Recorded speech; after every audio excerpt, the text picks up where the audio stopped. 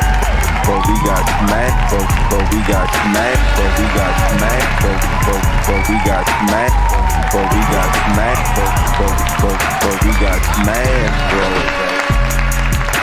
3, 2, 1, go!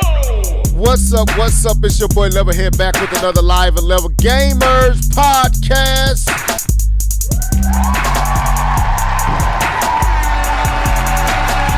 Man, we got a little bit to talk about on this evening. It's official.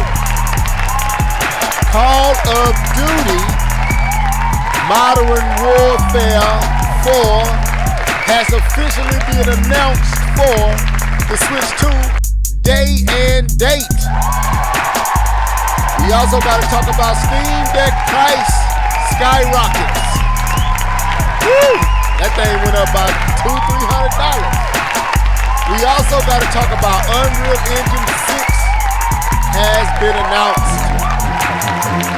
We're going to ask the question, was Unreal Engine 5 a success or a failure? We also going to ask the question, are we witnessing a change of the guard? And we'll explain that. And then we got a few other topics we're going to talk about as well. Welcome to the show, Comic Book Crunch, Mia, the video game her. Man, yeah, boy, we up in here. Yo. What's up, fellas? What's good? What's up, man? Am I coming through clear? I just got my computer hooked up. Want to make sure. Yes, sir, you are. Oh, for sure. What's up, man? You are loud and clear, bro. Yeah, I'm good, man. Good enough for me. I'm good. Gotta figure out why some of my stuff sounding funny. So we'll figure it out here in a second. Okay. Mr. Norris, are you here? The wait is over. But man, I'm here. He's here. I'm trying to catch this Thunder.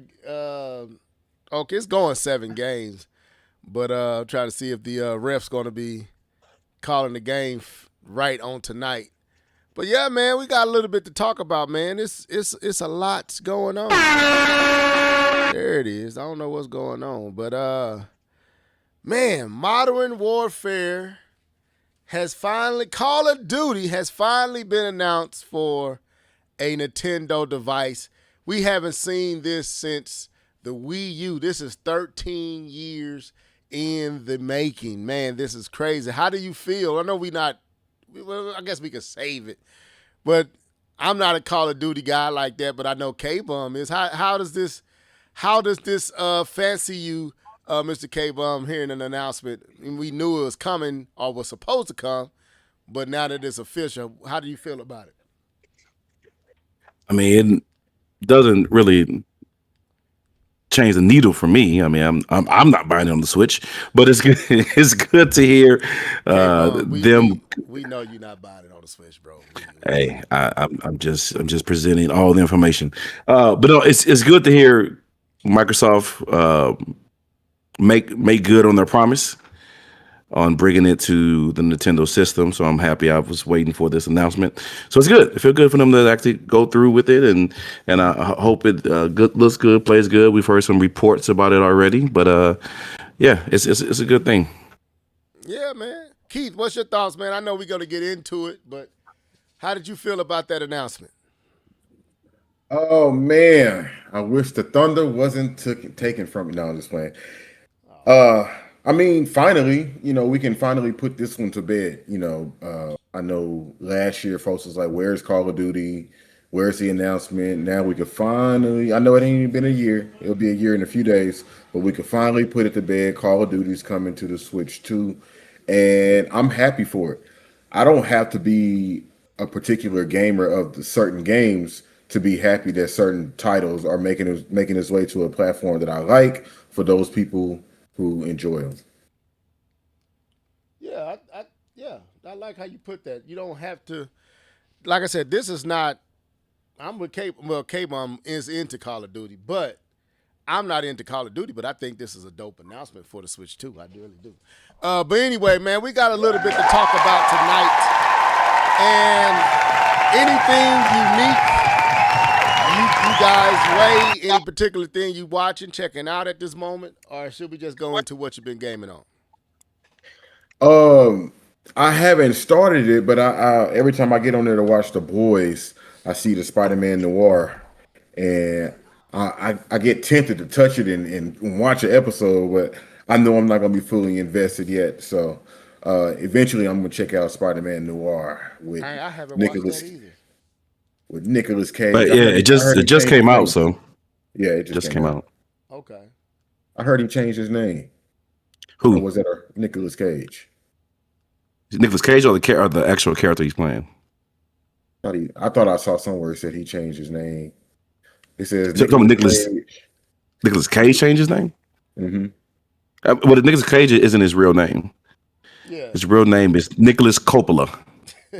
Yes. Well, I think he changed it to Nicolas Cage now. I thought he had already done that, or was he just that was his Hollywood name that he had? That was his Hollywood name, but then he made it officially his name. Okay. Okay. All right. Anything else? I guess that was Keith. I guess that was.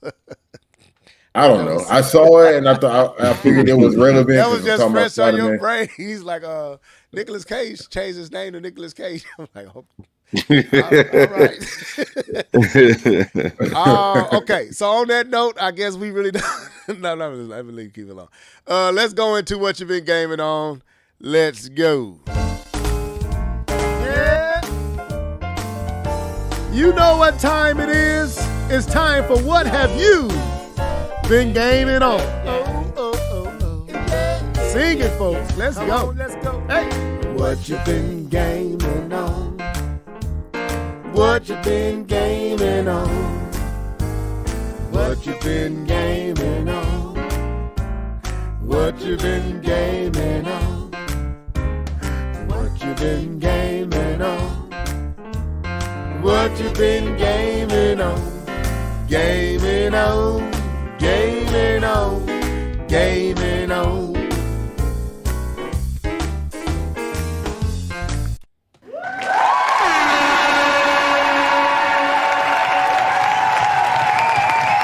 All right. Who wants to take the floor first?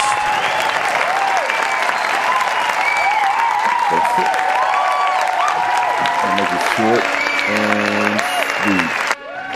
What I've been gaming on, and be honest with y'all, I've been extremely tired, and I haven't really been gaming on much. Boss, he said he tired. Yeah, I'm tired. But I started playing this past weekend. I started playing Luigi's Mansion 2 HD, thinking I was finna sit down on the couch, you know what I'm saying, and try to finish that game. And yeah, I turned that off. I couldn't really get into it. I don't know why. And that game. Why did you buy that anyway? That nostalgia got you, bro. There's no nostalgia with that. I never played it before. Isn't it on the one that on the? It's on a 3DS. I never had a 3DS. Well, I mean, okay. I guess it's not nostalgia, but yeah, I never played it. I wanted to play it because I like the Luigi's Mansions games, but yeah, I have no ties to that game. Then I started a new playthrough of Mario Odyssey. You know, I wanted to see how it felt, you know, playing from the beginning from all those years ago, but this time in 4K. Still 60 frames per second. Maybe they could have gave us 120 frames per second. And I cut that off. I didn't really feel like playing that either. I just wasn't in a gaming. I just wasn't fully in a gaming mood. So Mario and Luigi couldn't do it. But let's see if another classic character from the past could save me from my gaming slump. I had to play that 007. I had to play that James Bond. GoldenEye? Yeah, First Light. Oh, okay. I thought you were talking about GoldenEye. I'm like, yeah. I ain't playing no GoldenEye. That game aged like milk. Ooh. 007 First Light. 007 First Light. Everybody's been Wow. talking about it. He said it like that. Go It's true. ahead, man. Everybody's been talking about it. You've seen it in the news, you've seen it in the papers, you've seen it on YouTube. So I had to actually fun fact. I tell the guys the story. I accidentally bought this game. Mind you, I was gonna buy it anyways, but I accidentally bought it. I was trying to look at my PayPal and I was talking to Nia and we were just in there talking or whatever, and I clicked on it and it said, "Thank you for your purchase." And I was like, wait, no, I was trying to look at my account. What? But yeah, I ended up buying it super early, so I just been sitting there waiting on them to get my code. But anyways, that's beside the point. You want to know what I think about 007 First Light? The game is good. The game opens up very heavy cinematic. Oh, if you've seen it, you've seen it, but I'm not going to go into any details. But when it opens up, we already know this is a Bond who's not yet Bond. He's coming into it, so he's being trained and all these other different things. So this is a bird chest Bond. He ain't the masculine Bond, James Bond yet. And the game, yes, if you thought that it seemed like Uncharted, sure, it feels like Uncharted. The movement is good. If you feel like this game plays like Hitman, then you will also be right. It plays like Hitman. It plays like all of it. But I think that's the point. And the graphics are beautiful. The character models are beautiful. The hair, the texture on their clothing, the reflections. Like when James Bond walks past like a mirror, like you can walk past this mirror in this first stage or whatever, his reflection is perfect. I don't even think that they're using ray tracing. So they're doing some different technique. I forgot. Digital Foundry mentioned what type of technique it was. I watched a little Green bit. space reflection. No, something plain something. It's something different, but it's like a perfect reflection of your character in the mirror. The combat, I only played like an hour and 20 minutes of it since Tuesday, so I haven't played much of the game. I'm still tired, but I did want to give this a chance. I thought I got a chance to drive in the game. I thought the driving was cool. It's arcadey. They're not trying to make Forza. I know people have complained about it, like, oh my God, the driving is so loosey goosey or whatever. Like, dog, it's just a driving game, driving within a game that's an action game. You know, you don't complain about the shooting in Forza, do you? There's no shooting in Forza. I'm just being funny. But anyways, I think the game is very good, and I can't wait to play more. I haven't even left the lab yet. Like I'm down there talking to Q, and he's showing me the gadgets and all these other stuff. So, very, very, very dialogue heavy. The characters that they have, the voice acting, it's just really good production so far. It's a really good production. And I'll say this. I just want to say this real quick while we're talking about this. There's a lot of Nintendo fans out there that's upset that they're not able to play the game on the Nintendo Switch 2 right now. I ain't gonna call one. There's one. Well, let's do it. Yeah, don't put that all on us. He not speaking for us. There's one. Obi-Wan Kenobi. Obi-Wan Plays is upset and in his feelings and saying that he is going to boycott the game and he's not going to play it. Hold up. When you let me say his name again, just say Obi-Wan Plays what? Obi-Wan Plays. Slap yourself. This man is upset because the game is not out, and he said he will not tolerate this level of disrespect. Okay.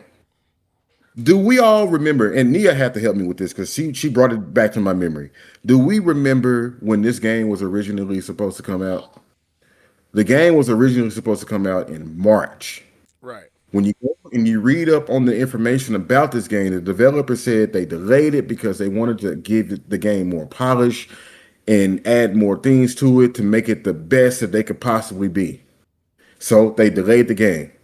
Unfortunately, the Nintendo version got delayed, but I could only assume that they're doing the same thing. They're trying to give you the best possible product. There's no disrespect here. The game was delayed across the board. Nobody's being disrespected here. I'd rather them put out a really good, high quality product than to have to patch it later on like they had to do with Hitman. So I don't understand why he's going down that route of saying I'm boycotting the game. Yeah, He you stands do. alone. Yeah, you do He know why he's stands doing it. alone. Yeah, you No, no, do. no. Yeah, you do. He stands alone. He stands alone, but we know why he's doing it because He's crazy. he thinks he has an audience that wants to hear this stuff. That he thinks championing Nintendo like that, being this ultra fanboy, that whole stick that used to work.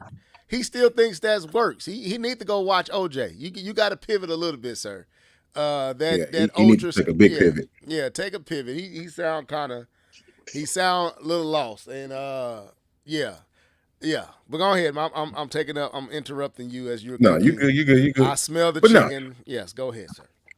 but no, I just people calm down. The Switch 2 version is coming. If it's anything like the version that I'm playing, it's going to be a spectacular experience on the Switch 2.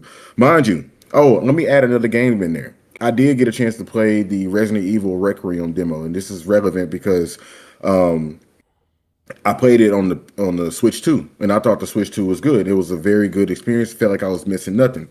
I played it on the demo on the PC, and I was like, I'm glad I made my choice. The Switch 2 was perfectly fine. So when this game 007 comes out on the Switch 2, it's going to be a perfectly fine. I hope it's going to be a perfectly fine port of this game. And those who waited, you're in for a treat. And go enjoy it. Support the devs, man. Don't be out here talking about you boycotting because you couldn't play it at the same time. It is okay. It's okay. All right. All right. Let me send some shots out. We got some more family up in this piece. Shouts out to Dark Star DX, man. Welcome to the show. We also got Alan Steve Tank Dog 574.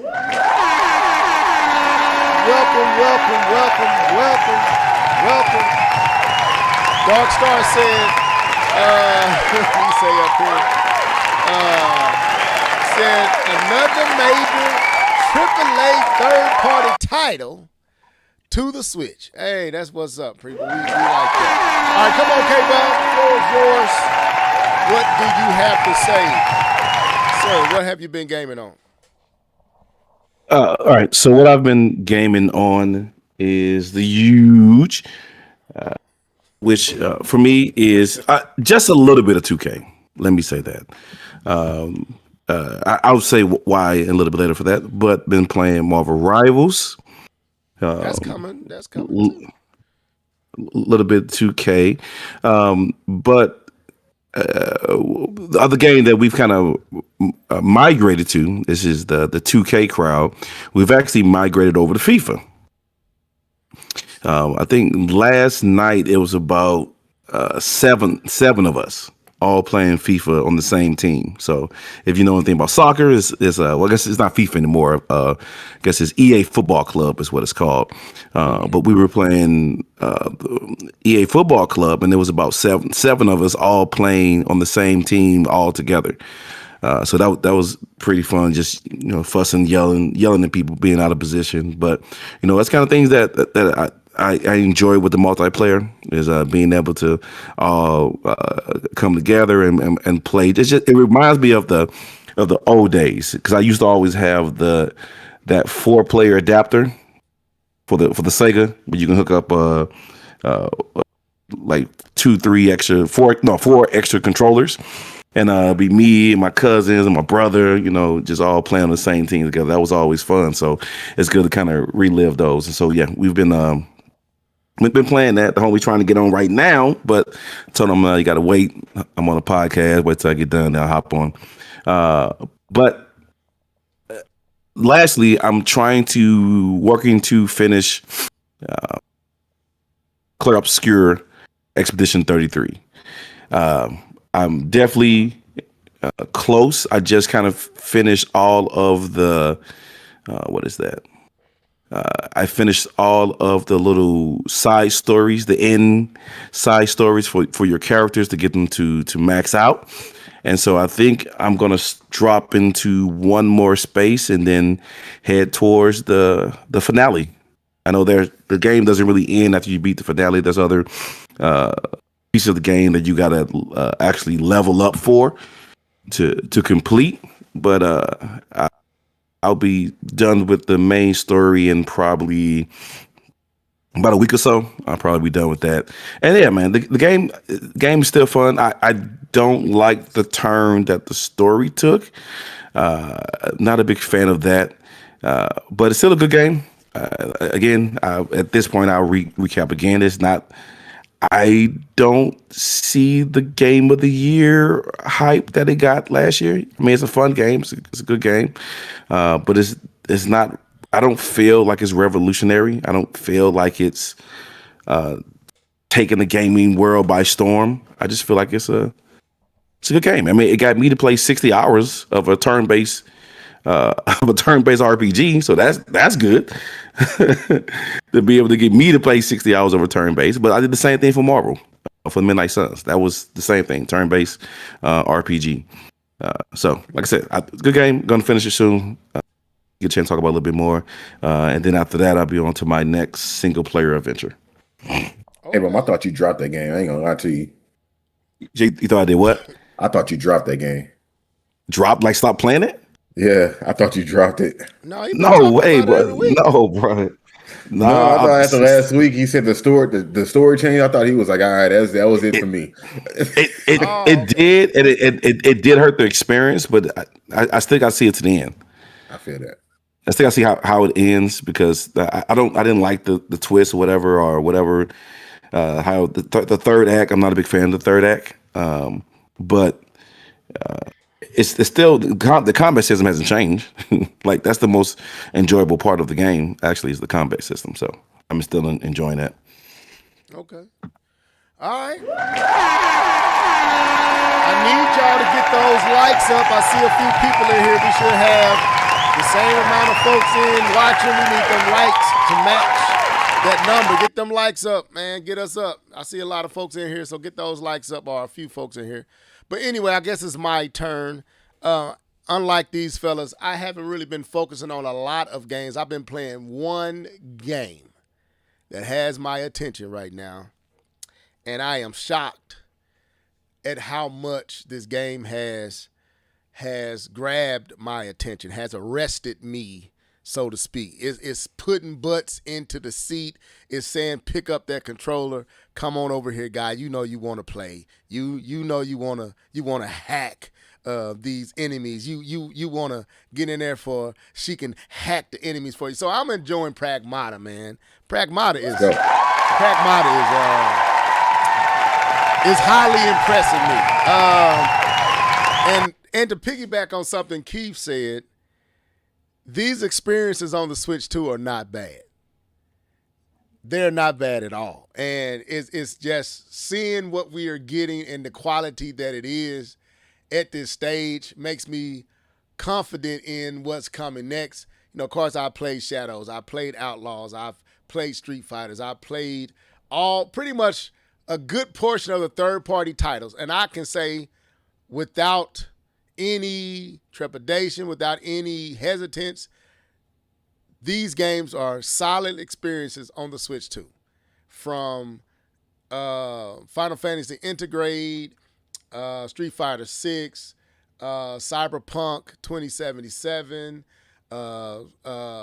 Assassin's Creed Shadows, Star Wars Outlaws. Now I played Requiem. Requiem was awesome on the Switch 2. And now I'm playing through Pragmata, and Pragmata is awesome on the Switch too, man. It really is. But so I don't think as a Switch 2 owner, I don't have any concerns about 007. I did at first, but the more these games are coming and the quality that they are, I don't have any concerns. Take your time, IO. Do what you need to do. There no need to cry. It's not like you pushing it out to next year. Literally a little bit into the summer. We have it. Yes, it is disappointing that we didn't get a date. We don't get to live the moment with Keith. Right now, I can't be on my Switch 2 while he's on his PC. Yeah, it is what it is, but I can't complain, man. But anyway, I'm here to talk about Pragmata. So I have really gotten ways into this game where the story is starting to unfold. And one of the characters in the game that I had this feeling about has turned out to be exactly what I thought they were. I saw as soon as I saw them and saw what I had to do, I knew, yeah, you not what you all cracked up to be. I saw that off rip. But anyway, as you're getting into these stages, I basically came across, let me see, 1, 2, 3, 4. Is it 3 or 4 bosses? I think I beat 4 bosses so far. I beat the Megaton boss at the beginning, which was amazing. Then you fight I know it's been 3 or 4 bosses. I can't remember. But the last boss I just beat was the put you in the mind of Doom, those worms, those diggers. They called them something diggers. But I just beat it. And now the story has opened up and there's a new twist on things. Oh, you beat the big thing? The ground digger, the little, yeah. Yeah, I beat that. Good job. What you wowing for? Wait a minute. Slap my bad. yourself. My bad. I didn't mean to say it like that. I didn't Out of the heart, the mouth speaks, sir. What are you trying to insinuate here? No, I didn't know. I'm there. I told you once. This is how I am, Keith. Once a game gets my attention, I'm in, and then I just start playing. That's why. That's like, unlike you, I tried not to, because I know if it captures me like Requiem did, if it captures me, I'm going to beat it before I'm really ready to beat it. I want to take my time. I spent $70. I want to, or $60 on this one. I want to bask in it. I want to soak in it, take my time to enjoy it. But now I'm just, anytime I got downtime, I'm picking it up. That's how Zelda was. So this ain't a 100-hour game, so I think I'm getting close to the end. I can kind of feel it. So I think I'm more than halfway through, if I'm not mistaken. I can feel like I'm more than halfway through. So the bosses are taking on another level of difficulty because they are stepping into what I would call dark matter. I forgot what they called it, dark filament or dark something. But this, I think dark filament is correct. Dark filament is a play on dark matter. That's really what it is. So, and if this stuff, this dark bio, whatever it is, get on you, it eats at, what'd you say? I thought you were going to say Diana. Well, it eats at anything, any organism it gets on, anything like flesh, anything it eats, and is supposedly uncurable. But Diana, of course, there was a way to cure her. But anyway, so they're making the enemy types less predictable in their movement, and they're faster. And it's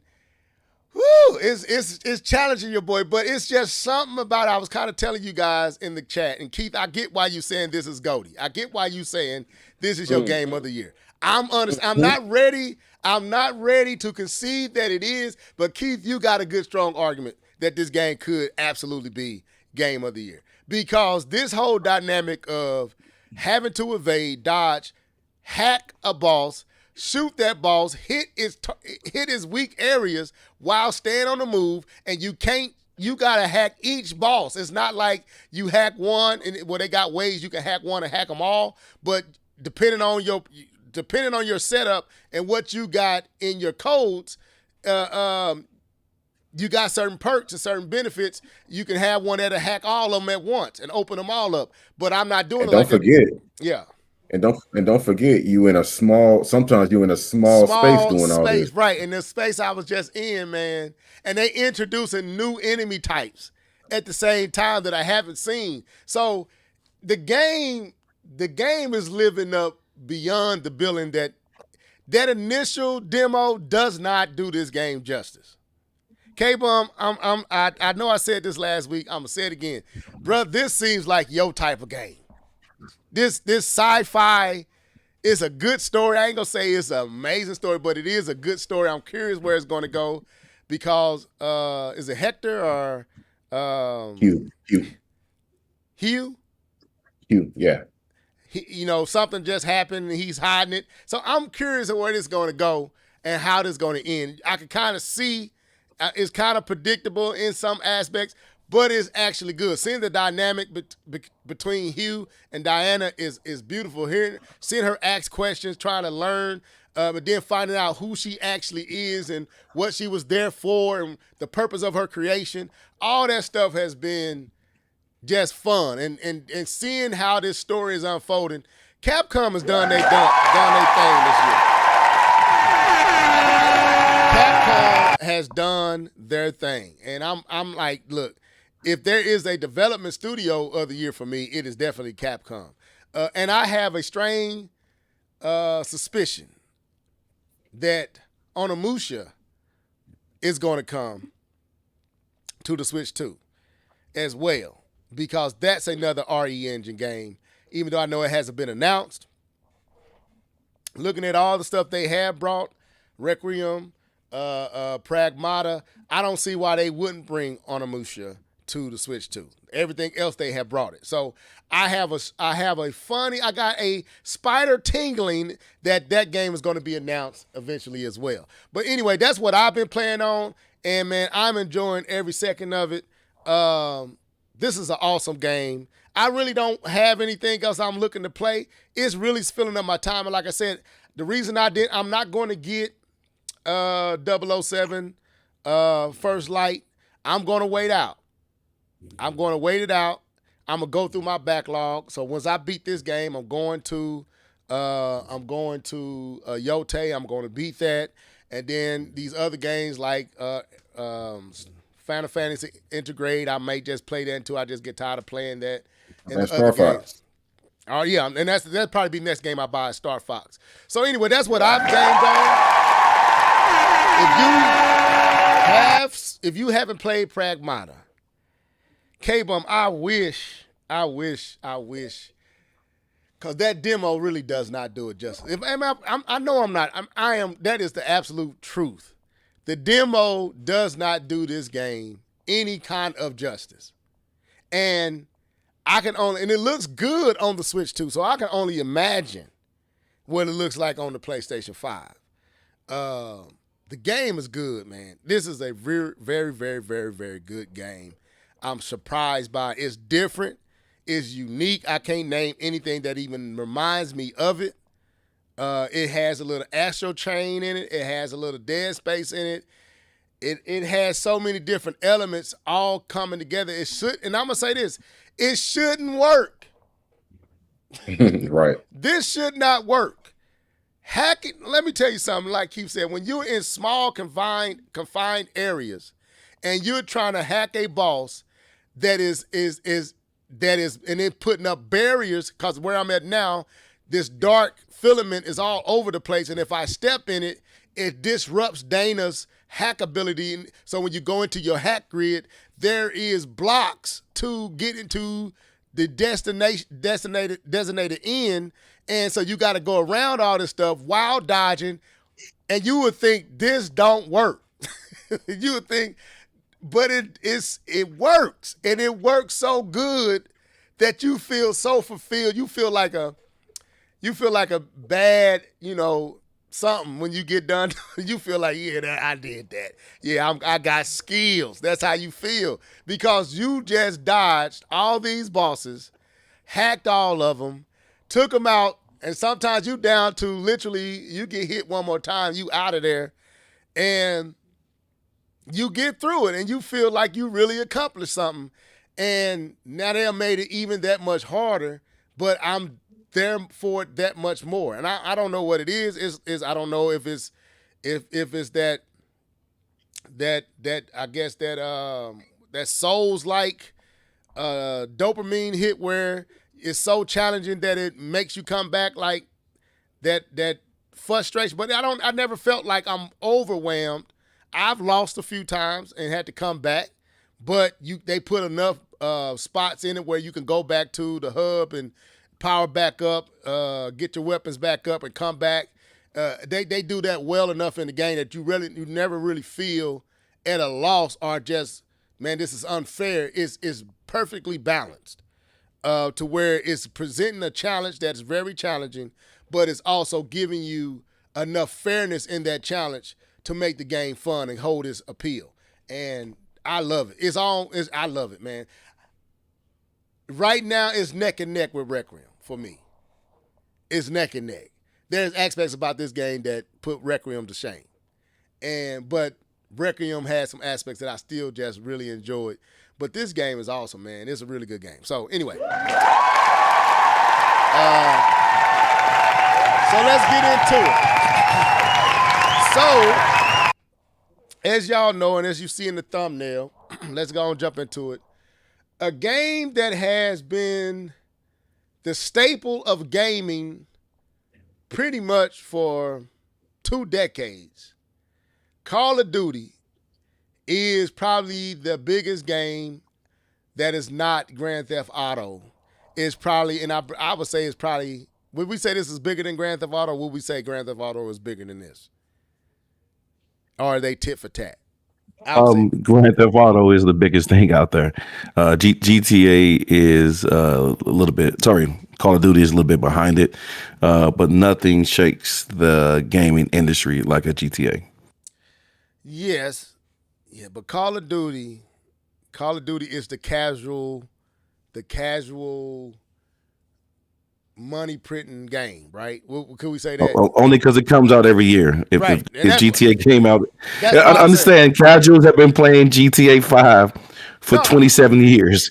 Okay, all right. I can see that Grand Theft Auto probably is the. I would say Grand Theft Auto is the bigger title, but Call of Duty is a yearly offering that causes the industry to shift and moves the industry. It moves systems.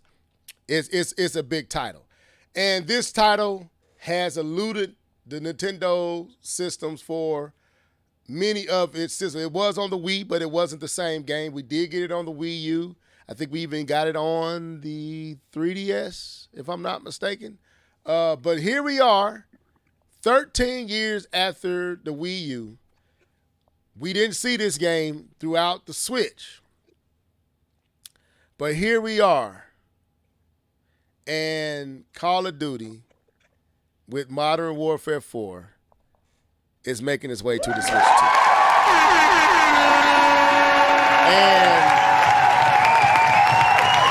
And it seems to be, I don't know why people are shocked because if they was contractually obligated to bring the game to the Switch 2, but this has turned some heads. So there is a demo, a trailer for this game that I saw earlier today. Let me get to our chat.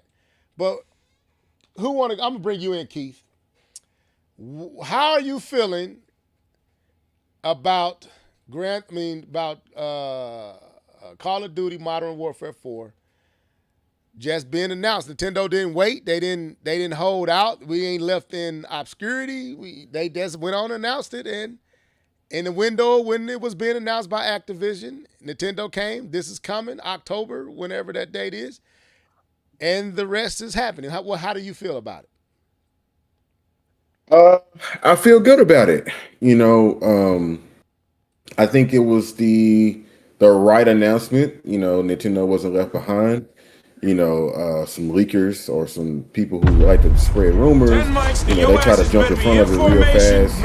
I don't know. Maybe they on a redemption train or whatever. They got to redeem themselves for a certain game being announced outside of the window that they said. So, anyways, I'm throwing shots, but no, I think it's good. And I looked at the trailer. I thought the game looked amazing. And regardless if that game looks one-to-one like it did today on the Switch 2, it's not relevant to me because what I've known in the past is that the game is going to have all the content. And it's also going to be cross-platform, which means that everybody's going to be able to play together. You're not going to have certain fans playing over here and certain fans playing over there. So I think this is a good announcement, a smart announcement. I think I saw it announced first from Nintendo of America. Now that doesn't mean that they announced it first. That's just when I saw it first, and I was like, "Oh, yo!" I agree. That's Nintendo. Yeah. Nintendo announces, and then K-Bone was like, "Yeah, the game just got announced," and then he showed that Infinity Ward had actually announced it. So I thought that was dope, and I think that's good for people who like Call of Duty, who's been wanting that shooting experience. Even though there's Apex Legends and stuff like that on the Switch too, but there's just something about Call of Duty, and it's just something about the way Call of Duty brings people out. Now I'll finish up with this. I am curious to see how this game is going to run. Not that I think it's going to run bad, but I'm just curious to see if they're going to try to shoot for like 60 and up. Because whatever engine they're using for the Call of Duty games, it doesn't seem like it's a heavy engine, and they're able to get a lot of frames out of this franchise. Lord, if they bring this game out and it's less than 60, I'm marching the Xbox, Activision, wherever I gotta go. I'm not even a fan, and I'll be like, this is disrespectful. But but it's an online shooter, so it has to be 60 frames per second. Especially if they're going. Let them cook. Let them cook. K-Bone, we get there. I'm just providing some context. You ruining it, man. You some jumping context, the gun, bro. Let it just like you be providing build. context. Let it happen, man. Go ahead. All I'm saying. K-Bone, I was hoping you didn't say that. I wanted to come back with that line. I was trying to be selfish. I was like, I wanted to tell him it's gonna be 60 frames. Go ahead, K-Bone. I know it's gonna be 60 frames. I said I want to see if they're gonna shoot for 120 or something like that. But I said if they do something egregious like make it 30, then we got a problem. But that's what I said. I was saying I know it's gonna be 60, but I wanted to see if they're gonna go above 60 to get this game. Gotcha, I ain't worried about the resolution, because they prioritize Twitch gaming and the speed and action and all the other stuff. If you can get both, you can get both. But on a game like this, I definitely would prefer the frames over anything. All right. K-Bone, come on through, bro. Give us your sentiments, your thoughts. You could talk. I just didn't want. Don't say it yet, man. But go ahead. You already said it. No problem. So what was the question again about this one? I want to make sure I'm answering correctly. So basically your thoughts about this announcement and what it means, coming. We know the importance of a Call of Duty. So what's your thoughts of it finally being announced and coming to, Switch? Yeah, I'm hoping they produce a good game. Is what I'm hoping. The trailer for this looked personally, I thought it looked amazing. I haven't played a campaign of Call of Duty in many years, probably double digits by now. Maybe one of the Modern Warfares. But this campaign looks fire. I don't know what it is or what about it, but it definitely looked dope in my eyes. I thought thought the way they shot it was dope. The graphic looks top notch, and that's a huge thing that's going on. And the thing is, they are abandoning last gen. That's a big deal. Yeah, that's a big deal that they're leaving PS4 and Xbox One in the past, and they're moving towards the current and the future. I guess I can't say next year no more because Nia called me out. But yeah, that's a big deal, man. Especially with a moneymaker like this, you want to put it on as many consoles as you can. So the fact that they're making a decision to move forward with just the current gen system is a really big deal, and I hope it pays off in a better looking game and a better looking product. Even the what is that? The Battle Royale version of Call of Duty is going to abandon the last gen systems. So this is a big jump, a big statement for them. I think they're choosing a very good title to do that.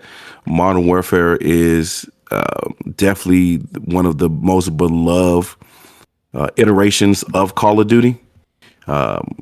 Call of Modern Warfare 1 is, the original Call of Duty 4 Modern Warfare is where I cut my teeth on Call of Duty, where I kind of got involved in the series and formulated C.O.D. Thursdays. That's what we used to call it when all the homies would get on. We tell our wives we can't do nothing on Thursday. We playing Call of Duty. Everybody online. So C.O.D. Thursdays, boy, I tell you. C.O.D. Thursday, bro. Hey man, that was a time. It was a time because everybody got on. We used to have 12, 14 deep lobbies. It was so many of us. We had to split off to different teams. But yeah, so it's definitely a beloved title. Iteration of the COD franchise. I think they chose a good one to transition, to hopefully get that bad taste of Black Ops out of people mouths, pause, and move COD back into the leader of these quick, fast-paced 10-minute maps games. You know, the COD has been the man, but you know, they fell off the last 2 years. Definitely, it's a definite fall off. So yeah, great title, great trailer, looks dope. Excited about it. Okay, well, can you answer Dark's question? Isn't this one in a new engine? You know, I haven't seen enough of the behind the scenes, and I haven't done enough research behind this one to say that it is. Infinity War is kind of good for leading the charge when it comes to COD games. So I wouldn't put it past them, and the fact that they're leaving behind the last gen systems would lean to believe that this is a new engine, but I cannot 100% confirm that this is a new engine. Nia, I don't know if we want to play this with K-Bum because I played Call of Duty with K-Bum, and they are not kind people. Don't be a weak link and playing with these brothers. They don't care. Hey, pull your weight or get out the game. That's kind of how they are. No, let me leave them alone. But anyway, any other thoughts before I? He ain't lying. No, I ain't lying. They didn't care that your boy hadn't really played Call of Duty. But anyway, so Keith, you had some concerns. I want to read this article. We might not have any actual footage of the Switch 2 version, but we do have some takes and some information that was shared about the development of the Switch 2 version by the boss himself. So it says no problem. I'll say curiosity, not concern. Curiosity. I want to know if they're gonna do 120. Curiosity. Okay. Oh no. Okay. All right. That's why I was like, K-Bum, don't say nothing yet. But anyway, I sent this to you, so you should have already seen it. But it says no problems to report. Infinity Ward says getting Call of Duty Modern Warfare running on Switch 2 was pretty smooth. Call of Duty studio boss says it's exciting to be back on a Nintendo platform. Infinity Ward's boss has said getting this year's Call of Duty Modern Warfare 4 running on Nintendo Switch 2 has been pretty smooth. Announced on Tuesday, Modern Warfare 4 will be the first Call of Duty game to release for Nintendo Switch 2 or any Nintendo platform for more than a decade, 13 years to be exact. Alongside its new standalone extraction mode, DMZ, the announcement of a Switch 2 version has turned heads. Why? I have no idea. They have to bring it. Confirming recent rumors. Okay, let's stop, y'all. All right, we got to stop with this. They were contractually obligated to bring the game. They were lawfully obligated because they made the statement. Yes. They were made the statement under oath that this is what they were going to do, and it was a part of the agreement that they were able to purchase Activision. Yes. So that's why people were shocked it didn't come last year. So while we continue with this whole, anyway, let me say, because I'm gonna get my thoughts on the announcement, but I don't want to read this first. Confirming recent rumors, which shouldn't have been rumors, for the first time since 2013. Call of Duty Ghost on Wii U. Call of Duty will be playable on a Nintendo console with Modern Warfare 4 on Switch 2 launching day and date. OB1 day and date with the other versions. Speaking to me ahead of Modern Warfare 4 announcement, Infinity Ward Studio head Jack O'Hara relayed his excitement about the franchise finally returning to Nintendo. He says, "It is exciting to be back on the Nintendo platform." Smiles O'Hara. "It's always fun to come out on a new platform, especially a portable platform. But for us, Nintendo is super exciting." It turns out O'Hara, Call of Duty, and Nintendo go back a long way. It says, I worked on the Wii U version of some of the Call of Duty games all the way back to Nintendo DS, working with In Space on Call of Duty 4. So it's exciting to be back on a Nintendo platform. While Microsoft antitrust court case revealed in 2023 that the military shooter would eventually arrive on Nintendo platforms, today's announcement provides why it keeps jumping like that. Today's announcement provides final confirmation. I don't know why it's providing final. It was legally up. Anyway, performance-wise, O'Hara tells me he has come away impressed with the Switch 2, suggesting that its performance is favorable compared to the other current gen versions. To be honest, it's pretty seamless, O'Hara said, of getting Modern Warfare running on Switch 2. We got the hardware, then we got the game up and running pretty quickly, and now it's just about optimization and performance. He went on to suggest that there will be cross-platform multiplayer on Switch 2. In our test play, people played it against the other platforms, and it's super fun. So they have already tested out cross-play. It actually been pretty smooth. There's no problems to report.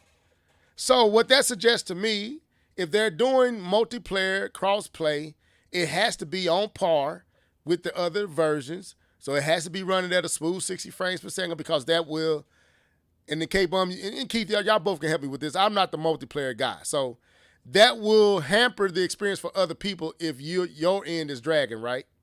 Or will it just affect you? I think it will not be playable. Sorry, it can cause desync issues and can also cause issues with hit detection if they are on two different Servers.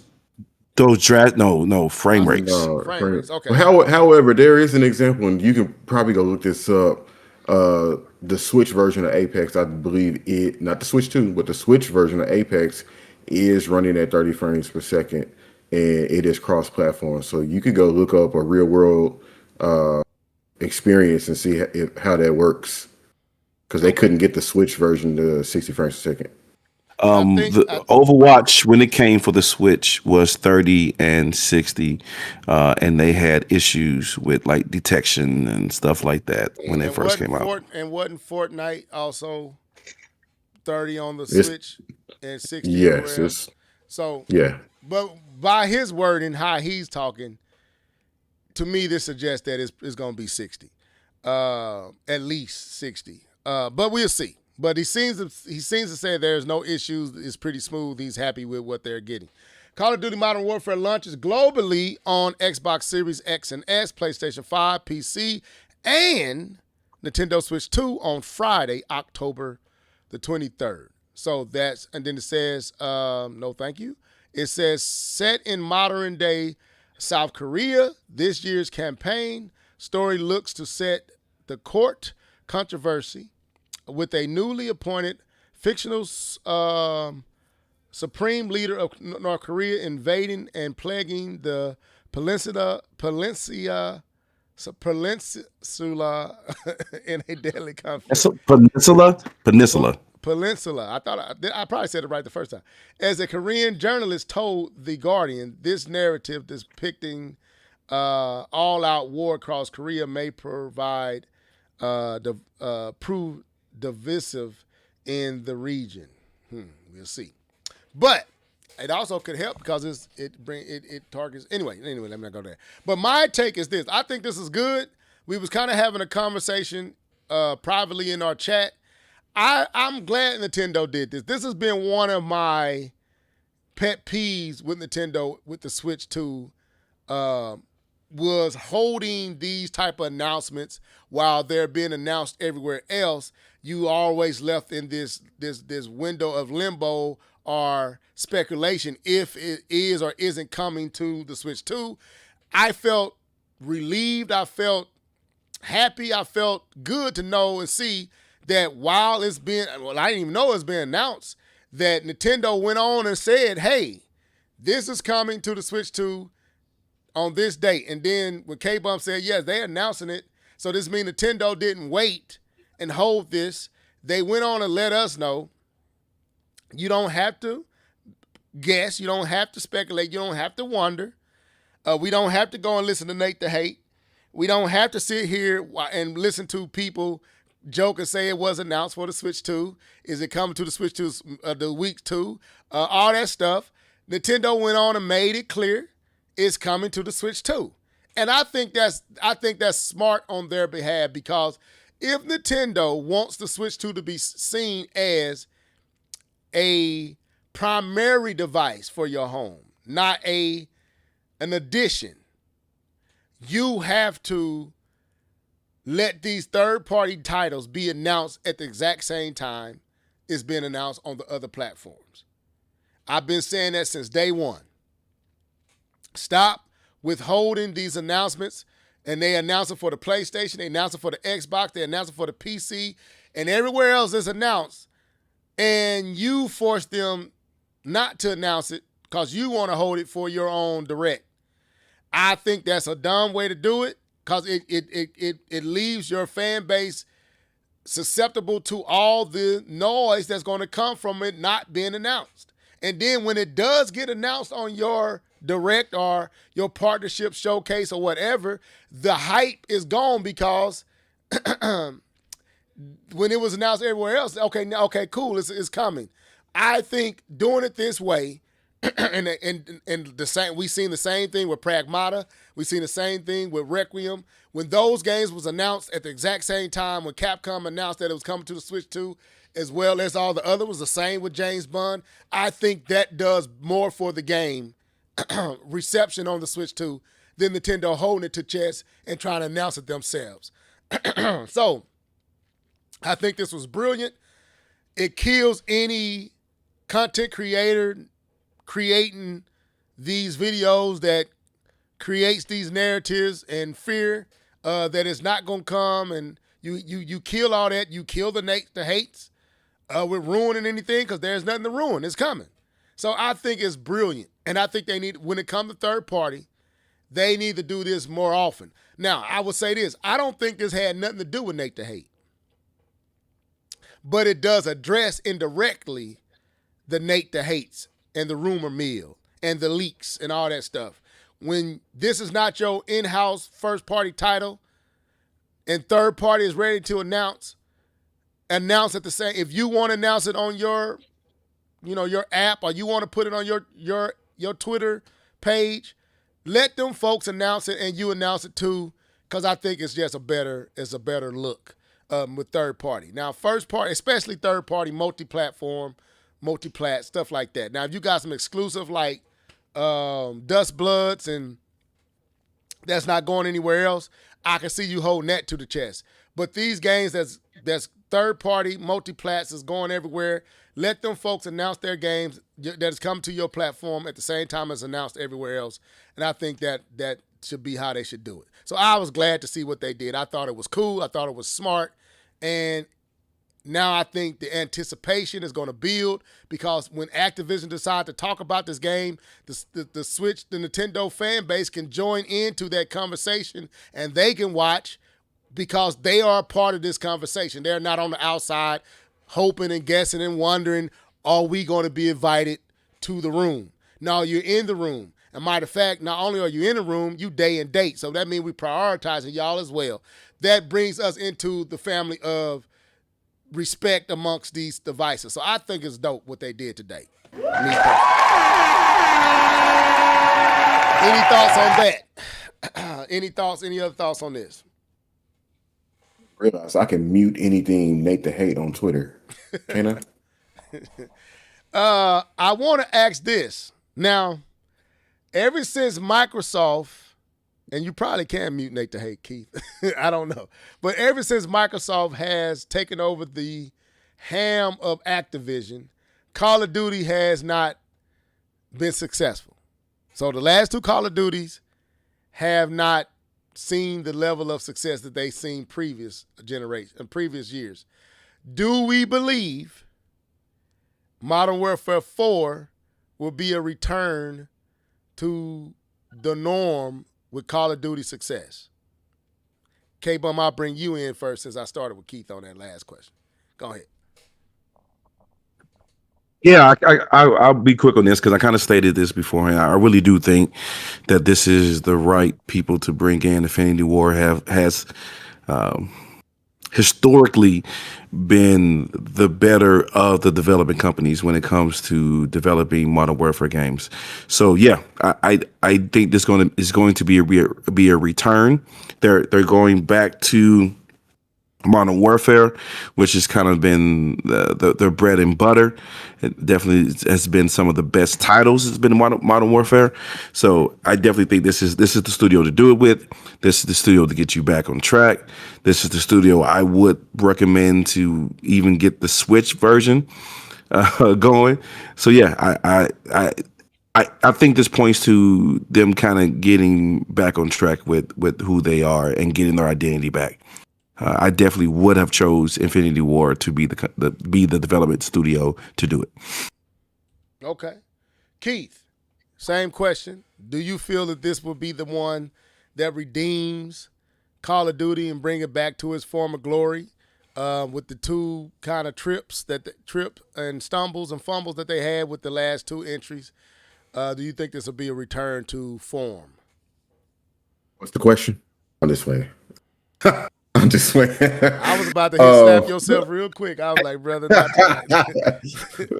No, I don't know what took people away from Call of Duty, but I'll say this. I am always a big proponent of not having, even though Call of Duty is annual, the fact that this is just a fourth Modern Warfare, to me, I think this is going to bring a lot of eyes. It's going to bring a lot of people who love the Modern Warfare games. I think it's going to bring a lot of them back.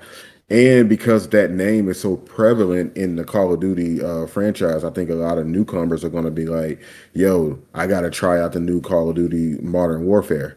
I remember Modern Warfare was the game that made me look at Call of Duty differently when the first one that came out. And I was like, oh, whoa, it can do this? You know, I hadn't seen that before. So I think that name, even though it's an annual game, I think it's going to definitely push people to go out and purchase it. And like Nia said, if it ain't on Game Pass, you know, it's gonna really do some numbers now. Folks can't steal it. Not steal it, but you know, they gotta pay for it. Okay. All right. So that's it on that topic. Call of Duty, Modern Warfare 4, day and date, alongside the other consoles, is coming to the Switch too. Bombs were dropped figuratively on today. Now, I could pivot to one of our topics. It depends on how y'all want to do. Do we want to go to Steam Deck and the other topics and come back to this whole, are we seeing a changing of the guard, or do we want to go there now since we are talking about Nintendo? How do y'all want to play this? Do we want to go to other topics and come back to that conversation? Talk about Steam Deck?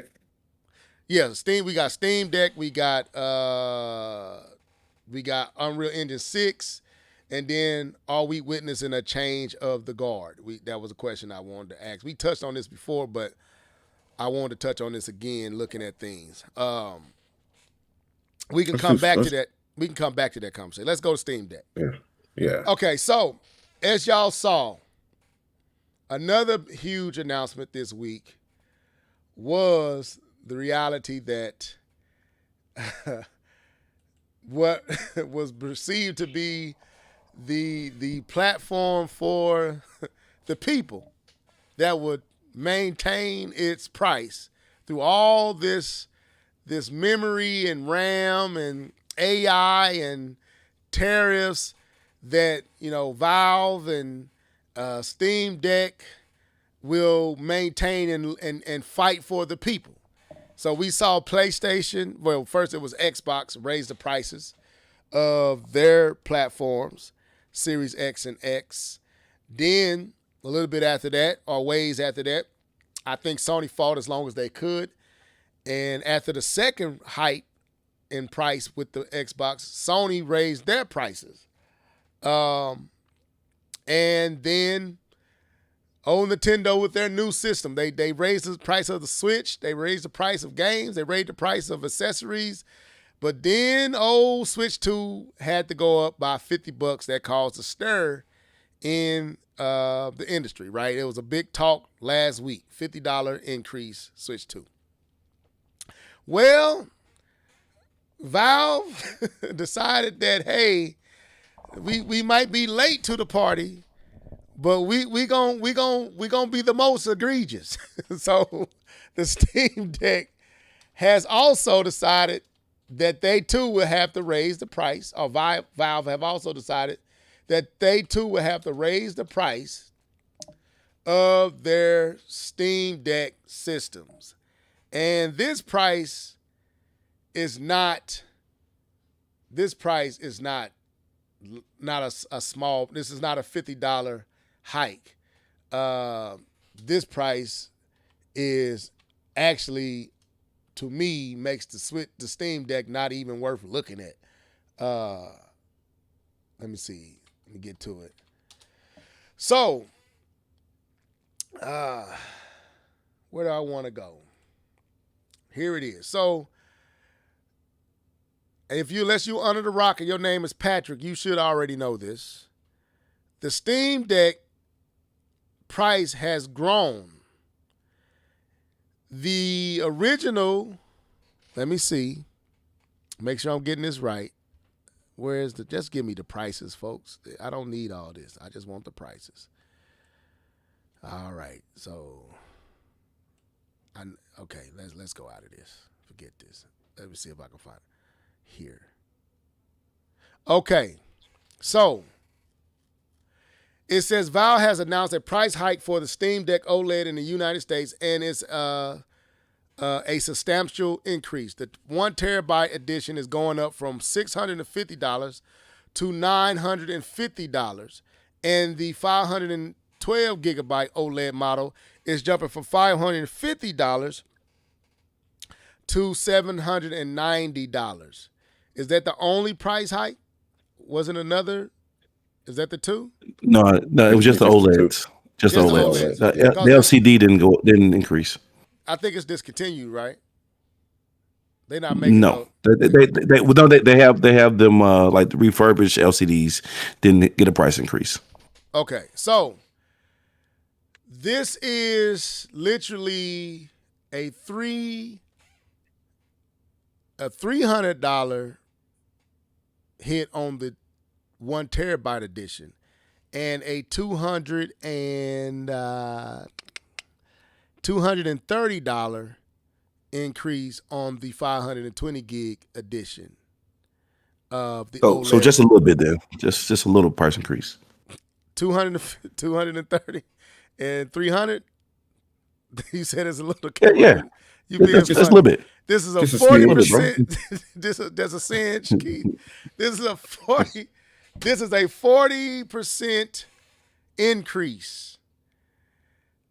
Now, the question is the Steam Deck, the value of the Steam Deck,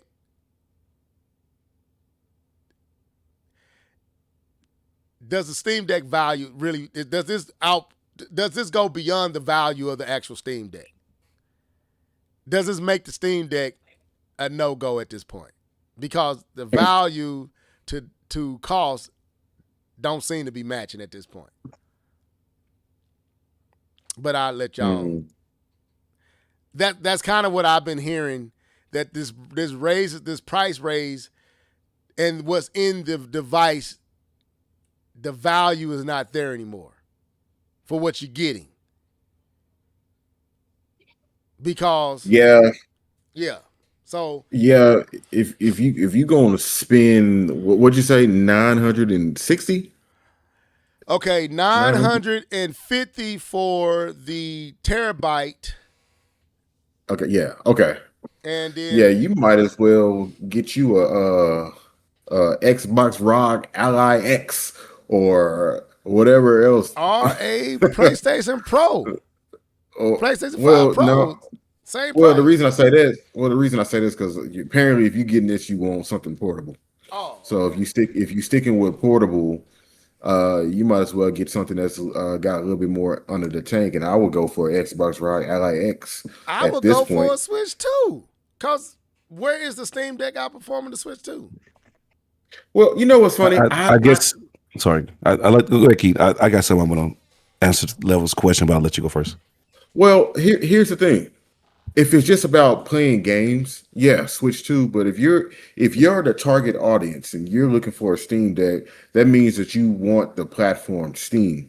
You want So okay, that's that makes sense. Yeah. Okay, I got you. So you're not looking to get a Switch 2. But if you're just trying to get something to play, definitely get a Switch 2. But you get better discounts.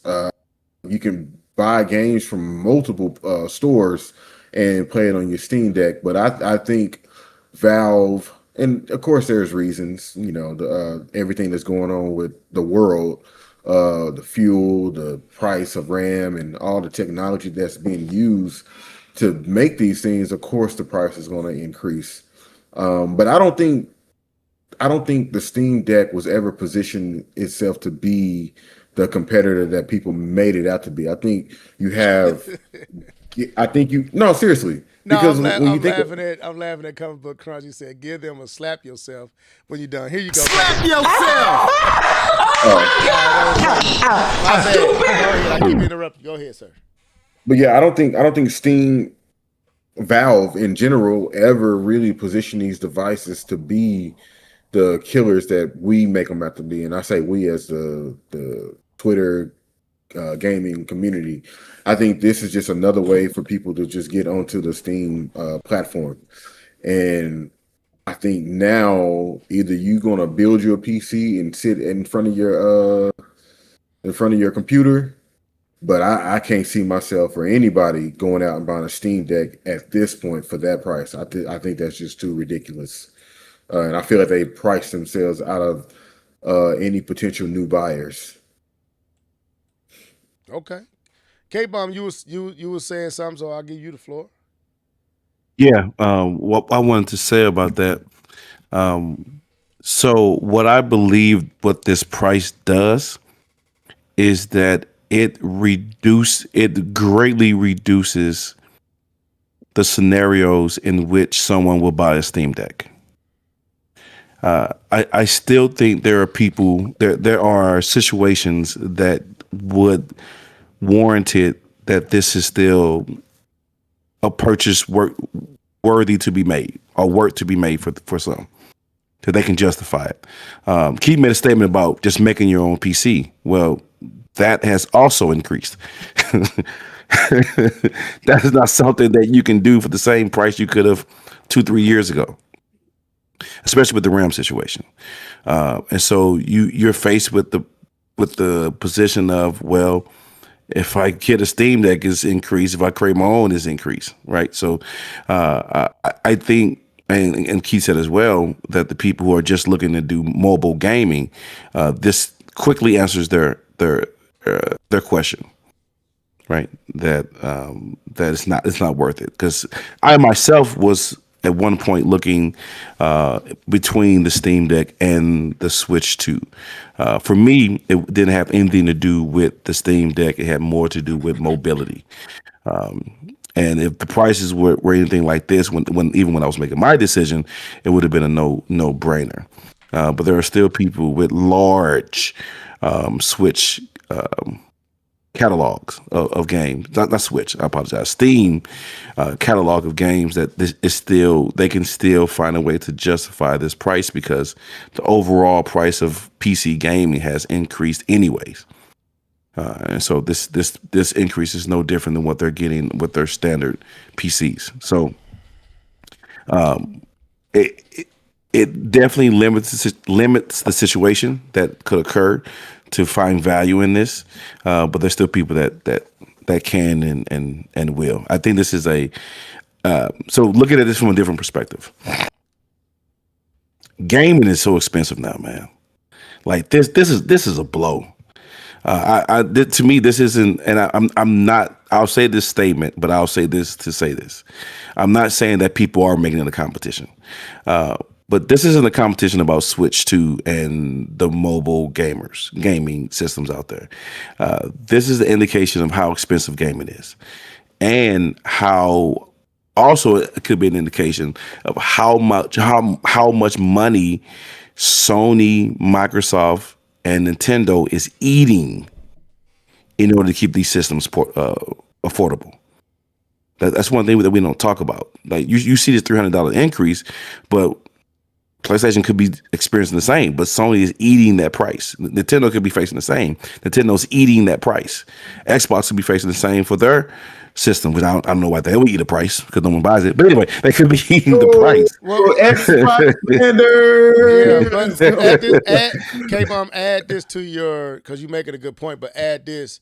One benefit that Nintendo, Microsoft, and Sony has is they're buying in bulk. So I don't think Valve is buying. They're literally having to buy these pieces like a consumer would. They might have a little bit. They might get it at cost, but they are not able to just store up RAM and certain parts to make this a little bit more affordable. So that $300 is literally that's how much it costs to make that device at the cost of what these devices are at the stores right now. Whereas Nintendo, Sony, and Microsoft probably has so many chips already stored up and they bought so many bulk, they can some wiggle room.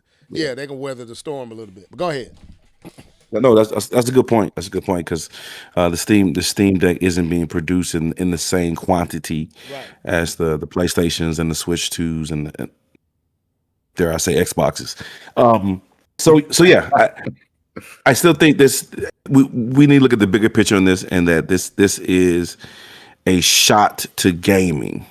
Is how I would like to position it because this hobby that we have is becoming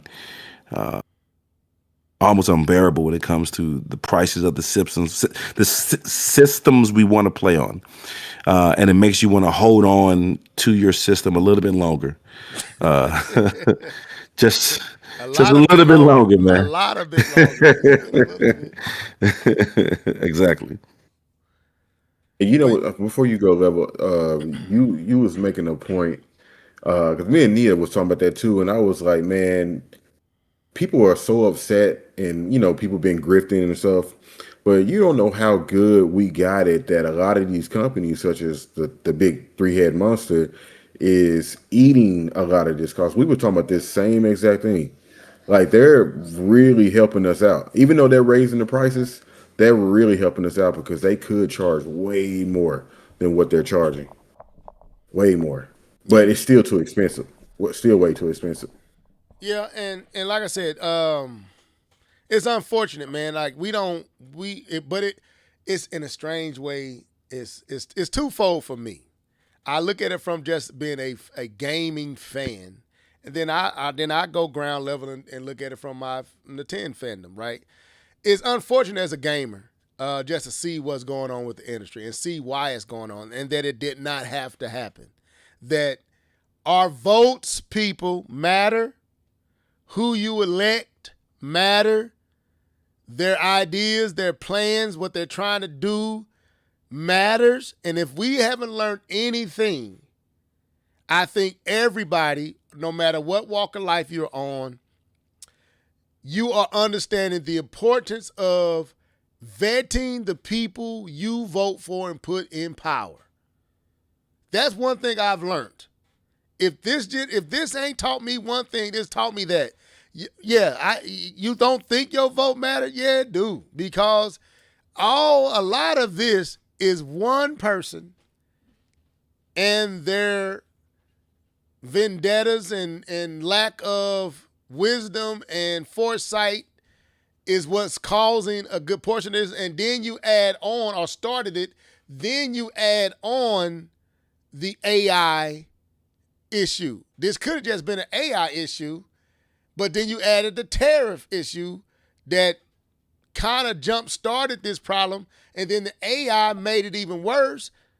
So, and then you got this war that's causing crap to be held up, and it's causing, it's people, vet who you're voting for. No, and look at what they stand for and their temperament.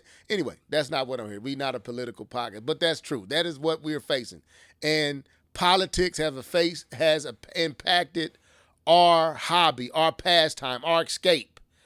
Politics has creeped into infecting that now. So we got to start paying attention. But anyway, it's sad as a gamer to see what we're seeing, that instead of these systems going down, and we have said this before, instead of these systems going down and depreciating in cost, they have appreciated, and now they cost more, and not just marginally more, substantially more. And that's where I go ground level, and I say, I clap my hands, and I drop balls for on Nintendo, because even though they raised that price, it was very reasonable. It was very modest.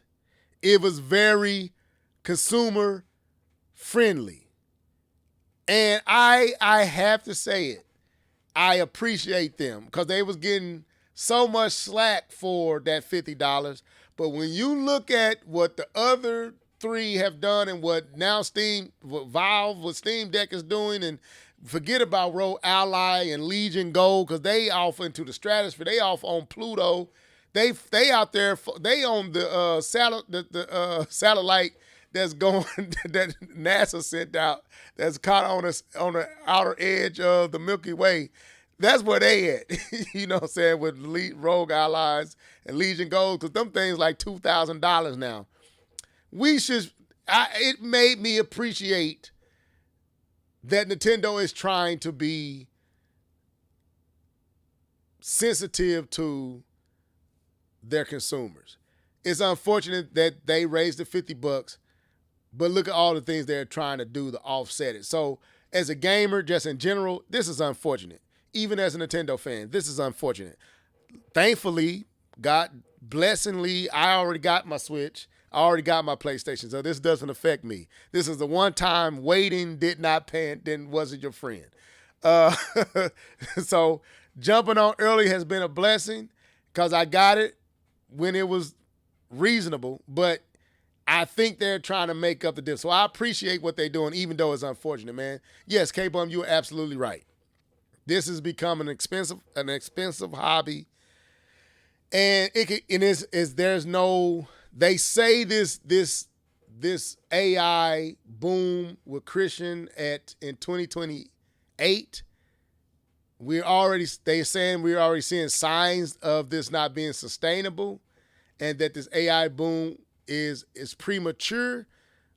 We don't know, but now that they know, well, we don't know, because if you look at PlayStation sales right now, they have plummeted. PlayStation 5 sales have fell off a cliff. No different than Xbox. Last time I looked at the Japanese, Switch 2 was selling 5-1. And we also just did the numbers last week with the Switch sold 200 something in 1 week to PlayStation's, I think, 60 or something like that. It's ridiculous. So these prices are impacting us. Go ahead. I mean, don't forget that, that the PS4 only sold, I believe it was only 9 million in Japan. I was doing the research about that. So yeah, and compared to the Switch is, I mean, tens of millions. Yeah. So the still it's going to sell. It still sells more, but yeah, but it's definitely decreased since the price increase. That's all I'm saying. That 5-to-1 wasn't before. So even though, yes, the Switch is outsold the PlayStation 4, I'm just saying it's gotten even worse. That gap has widened, and we're seeing it widening in the states and in the areas where the PlayStation 5 dominate, like Europe and in the West. And we saw literally last week that for the first time, Nintendo outsold PlayStation. That's because, and it's because of that price. So this is impacting, right? This is impacting. Yeah. And then you also got to factor in that people trying to get out front of that $50 price hike that's coming in September, and that's coming literally, it may have already happened in Japan, or it's definitely happening at the end of this month. So you see people trying to get out front of it. So this is a real situation. And then you add in the economy, you add in the cost of gas, you add in the cost of food. We are making choices now. You can't just, that's why I said I'm not buying First Light right yet. It's not simple. It's not strictly because I want to get it on the Switch. It's honestly because right now I don't need to buy it. I need to wait. Things tight. Gas ain't lasting. They putting ethanol in this gas, so this you paying more, and the gas ain't lasting as long. Thank you. Somebody said it. Yes, I'm like, ain't no way in the world my gas running this fast. Come on, yeah, man. Man. They putting ethanol in the gas, and they already said that Trump is about to approve putting 15%. So it's going to be getting worse, and that's wear and tear on your engine. So, people, we are in a place that we have never been before. We are seeing first. For our generation, we saw a global pandemic. Now we are on the brink of global war, and we on the brink of collapse if we don't get this stuff together. It's real out here. So I want to enjoy my escape, but it's getting harder, and it's getting scary. That I don't even know how much longer we're gonna be able to enjoy this like we enjoying it. So we all need to be concerned. Right now, this don't need to be, like K-Bum said, rivalries. And I mean, it's okay to make jazz and you have your preferences, but we got to come together as an industry, as a fan base, as fans and gamers, because like I said, K-Bum Keith can remember this, I said we need to create the motto games everywhere, anywhere. Not taking Microsoft, this is an Xbox. No, put these games everywhere. Because right now, I don't think we can afford buying 2 or 3 different systems. You're going to have to pick one. And, woo, that's where we at. So, anyway, any other thoughts on that before we move over here to Unreal Engine 6? I ain't mean to get on no preaching. I kind of was preaching, but I apologize. It's on points, right? Any other thoughts on that, or are we done? So, I see some real talks. I see. Okay, pass the offering plate around. Darkwing, go on. Do you need to do the ushering? Hey man, let's raise some of these offerings up. But anyway, but no, man, we in the thick of it, and while I'm excited, I'm also kind of like concerned, like, are we gonna hit a place where this thing collapse? Cause we got a fool in the office, y'all, and not only is he impacting America, and look, if you like Trump, you like Trump. I don't care, but the truth is the truth. Trump is making decisions that's impacting the globe, and it's just messed up right now. And if they don't figure some stuff out, if they don't get control of this situation with the what's that called? The Owl of whatever that is over there with Iran and all this stuff, we don't know when this stuff is going to end. And we don't know what else is going to come. And AI is another problem, taking jobs and all kind of stuff. It's crazy out here right now. Hopefully this is premature. Hopefully this doesn't sustain. But we all need to come together. We don't need to be fighting each other, Obi-Wan. We don't need to be boycotting Yeah. So anyway, slap But yourself. we got Slap yourself. Welcome to the show, Chariot Man. I didn't get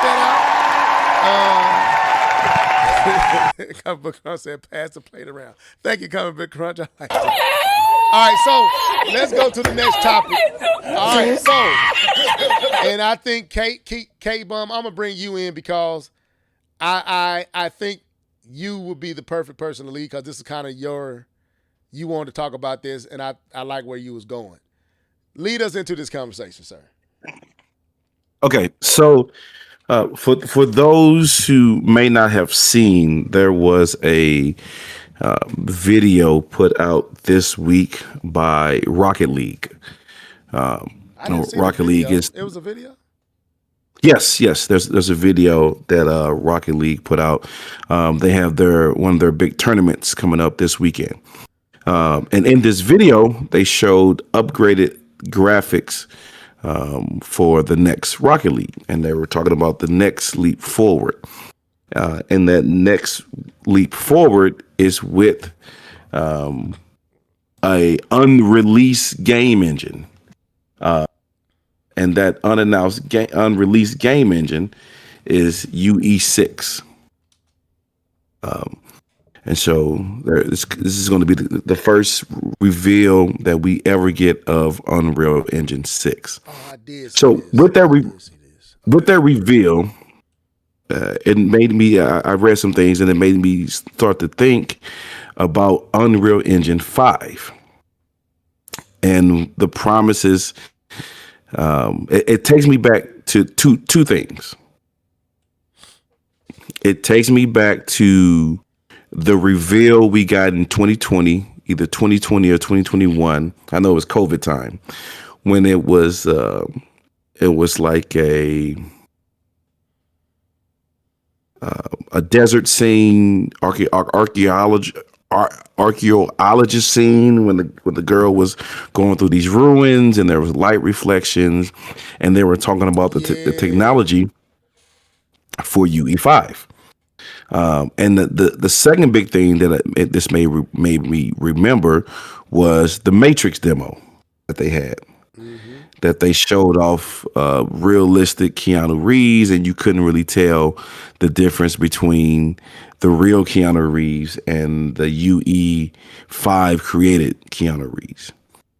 And this made me think and wonder, did UE5 capitalize on their promises? Did they fulfill these next gen promises that they make? Was it successful, or was UE5 a bust?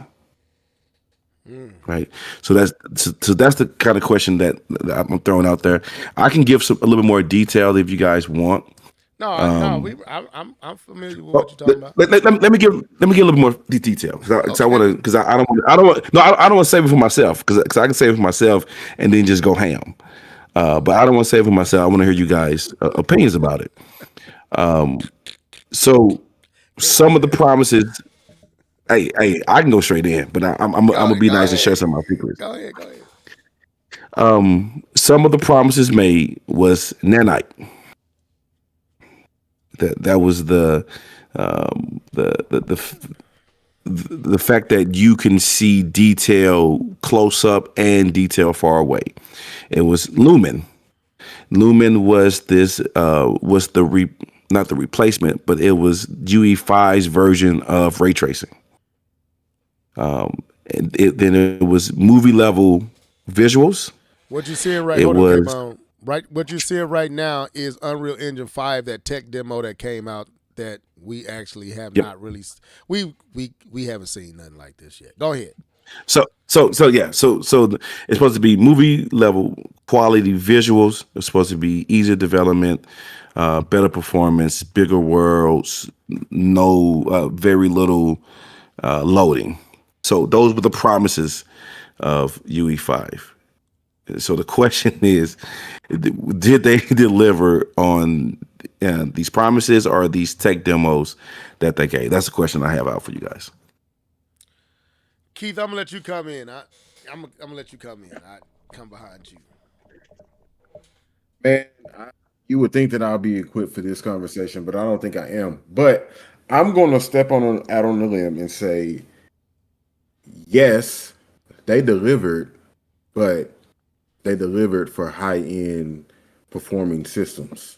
So anything that was low end or mid end, so I'm gonna try to use PC, talk like a mid range PC, they failed miserably. I don't think it was scalable across the board, where it was able to like Kayvon was mentioning the nanite engine, the lumen lighting and stuff like that. That didn't scale to mid-level devices. You had to have a high-end PC to fully take advantage of that. So on one end, yeah, they did successfully do it, but on lower end devices like the Series S or lower end PCs or even the PS5 to a degree, because I think we saw like people were very upset with what's the game, Metal Gear Solid, the remake, the Metal Gear Solid remake game. They talked about Snake Eater. Thank you. Yeah, they talked about the performance on that was really, really bad. I would almost argue to say UE5 is the reason games like Borderlands isn't on the Switch too. It's just not a very good optimized engine. It was almost like they was building to see if they can make the prettiest games. I mean, the prettiest engine that they could possibly make, and they didn't make it scalable. It was so I'm kind of torn. But if the idea is to make it available and not necessarily available, but all things can run it at its best, they failed miserably there. But we do have some other games. I wanted to look this up, but I forgot to. But Yoshi in the Mysterious Book it's a UE5 game, and I think that looks good. But I haven't had a chance to like look at the performance, and how that's running. And I don't know if Nintendo was using that game as a test to see if they could, completely optimize that engine or not. But it's definitely UE5 was definitely a next gen engine, but it seemed like it was next gen only. That was way beyond the hardware that it was trying to run on. So that's what I'll say for now. All right. So, taking in account what Keith just said, because that sets me up well. To answer K-Bum's question is a flat out no, it didn't.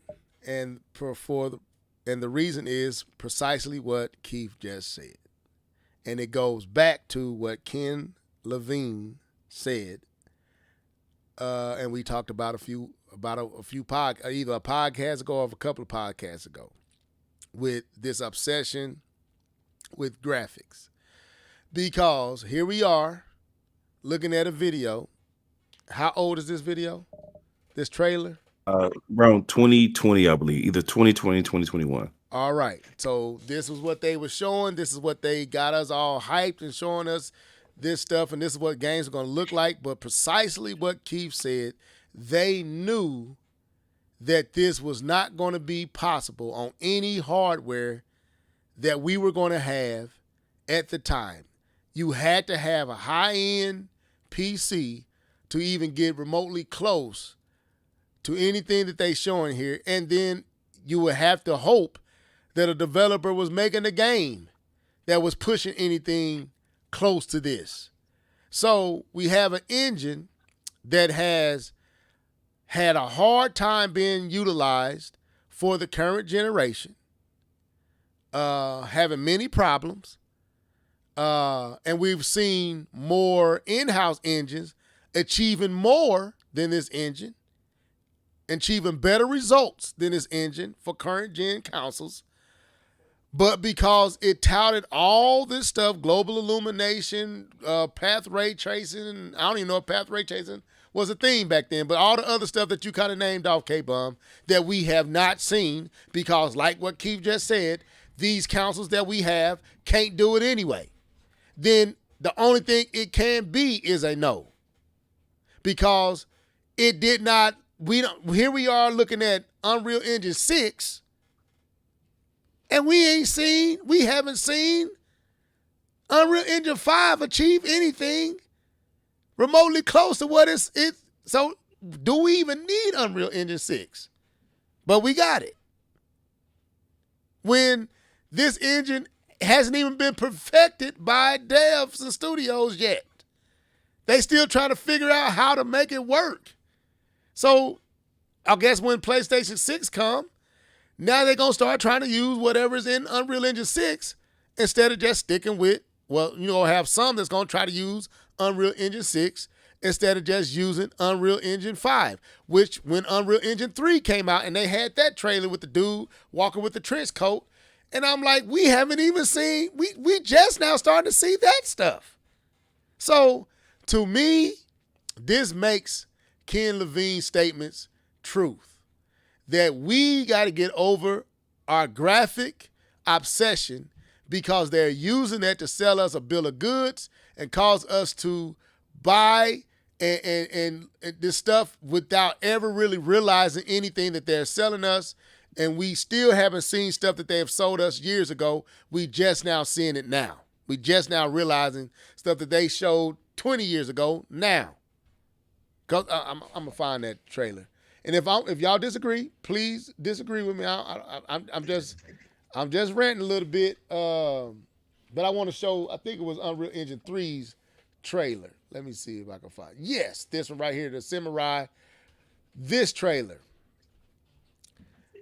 I feel like we just surpassed this stuff.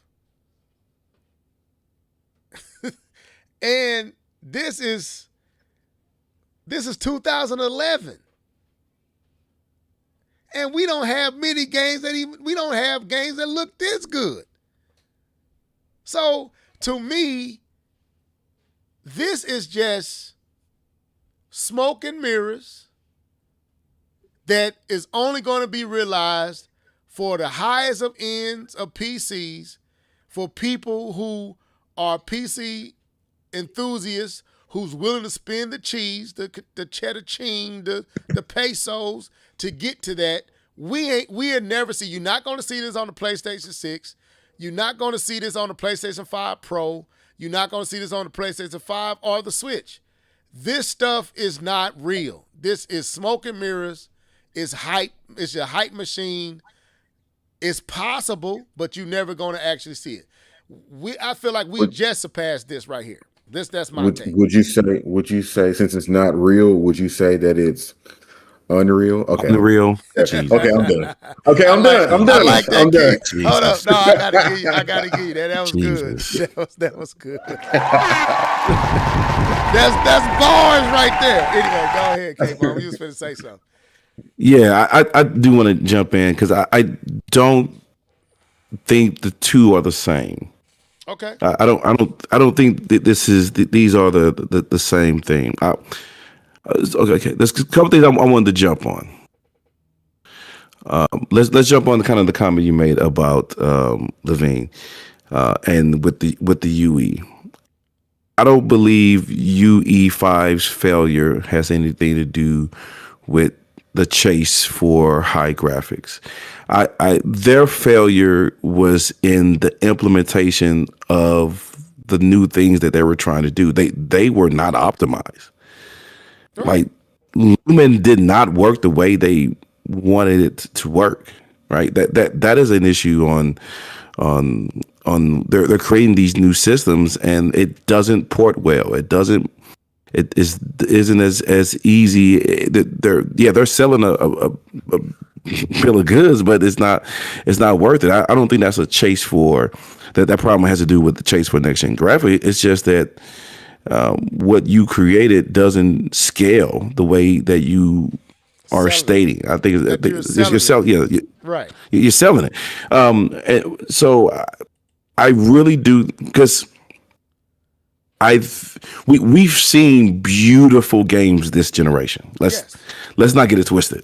I agree. Let's not get it. Cyberpunk is an absolute beautiful game. Death Stranded, even though it's the gameplay isn't that great, it is an absolutely beautiful game. Right. What we've seen so far of GTA is amazing. right? We've seen beautiful games, just not UE games, and we haven't seen anything that has met these tech demos that they've created. They exist only as a tech demo, Not a one. right? not a one. But here's a point that I disagree, and I want to make sure that this is the point I'm disagreeing with. Got you. That UE6 is the same thing. What I see is a different approach from Unreal. I hope that's what's going on. I hope that's what I see initially is different. I'm going to take The Witcher 4. Witcher 4 is still using Unreal Engine, but it's using Unreal Engine 5.8. CD Projekt Red is not developing for the PC. They're developing for the PS5 at running 60 frames per second. That's the difference, right? They're not. Well, what they showed us was how they can get it running on the PS5. Now, not how they can get it running on the PC, right? Their utilization of UE, and again, it's 5.8, but their utilization of the UE engine, and so I see a difference in how Unreal is addressing the next engine, because again, they showed it with Rocket League, a game that was previously using Unreal Engine 3. Right? They're showing a game that's updated its graphics from 3 to 6. It's not anything, it's not a game that's going to push your system. It never was created that way, and it's never going to be. But it's going to be a good looking game, right? It's going to be a quality game. I guess that's the best way to say it, a quality game. And that point I'm trying to make is I'm hoping that that's the direction they're moving with UE6. That they're moving the direction of actually making the game scalable, because where UE5 shine is when they went from Fortnite 4 to 5. When they took Fortnite and moved it to the Unreal Engine 5, that was a drastic difference. I mean, it was beautiful. So you've seen these changes, but it's only when you see these upgrades from one to another, not when the game is being, set up from the ground up with UE5. So what I'm hoping, and again, Unreal Engine has to sell their engine, so they've been making some of these broken promises, and they've been saying that it can do something that it can't. But I'm not going to say that this is how they're going to handle UE6, because I've already seen a difference, and I hope that carries to Unreal Engine 6. Because I actually sat and watched their Unreal Con, or whatever it's called, where they have their press conference and they showcase the games. I would actually sit down and watch those presentations, and they do have they have been addressing an approach of focusing on these mid-tier system and not just selling, not just showing the high end and what it could. Because that's what the game, the Matrix game, that it didn't run on the PlayStation 5. It stuttered anytime you crashed. The whole game stopped for 2 seconds. It was terrible. It was absolutely terrible. And so hopefully they can move, but again, they do have to sell the system. They do have to kind of pump it up, but I'm hoping that they don't go down the road. I think UE5 is probably the worst of the engines that I can think of. UE4 was pretty good and pretty universal and worked well on systems. UE5 to me, I think was just nothing did what it was supposed to do, and there were so many complaints throughout the whole community and development community when it came to that engine, and there wasn't a single title that was, except for maybe Fortnite, that was the poster boy of UE5, the success story of UE5. So that's my take. You know what I'm saying? Like I said, I'm not completely agreeing with you. I think you definitely are spot on a lot of that. Piece I'm disagreeing is that the future approach is going to be the same. I'm hoping it's not, right? Because what I've seen so far, but who knows, man. UE, to me, and to answer my question that I stated, I believe UE5 is a flop. It's a bust, an absolute bust. From the bottom to the top, I believe it was in beta for 4 years. We didn't see any games come out, and even then, they struggled. They absolutely struggled. So yeah, I think it was a bust. I think they need to move on, learn from what they've done in 5, move on to 6, and have something more scalable than what they've done with 5. Okay. Keith, you got anything else to add to that? No, I said what I had to say. Okay. I like both of y'all positions on it.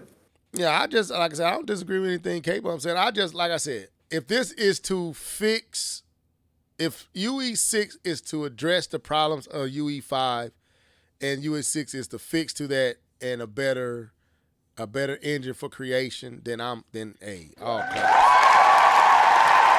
But if it's more of the same, we just coming with a new engine, and it's not really addressing the issues that the previous engine presented, then to me at this point, like K-Bump said earlier in his diatribe, you're trying to sell, which is what you're supposed to do.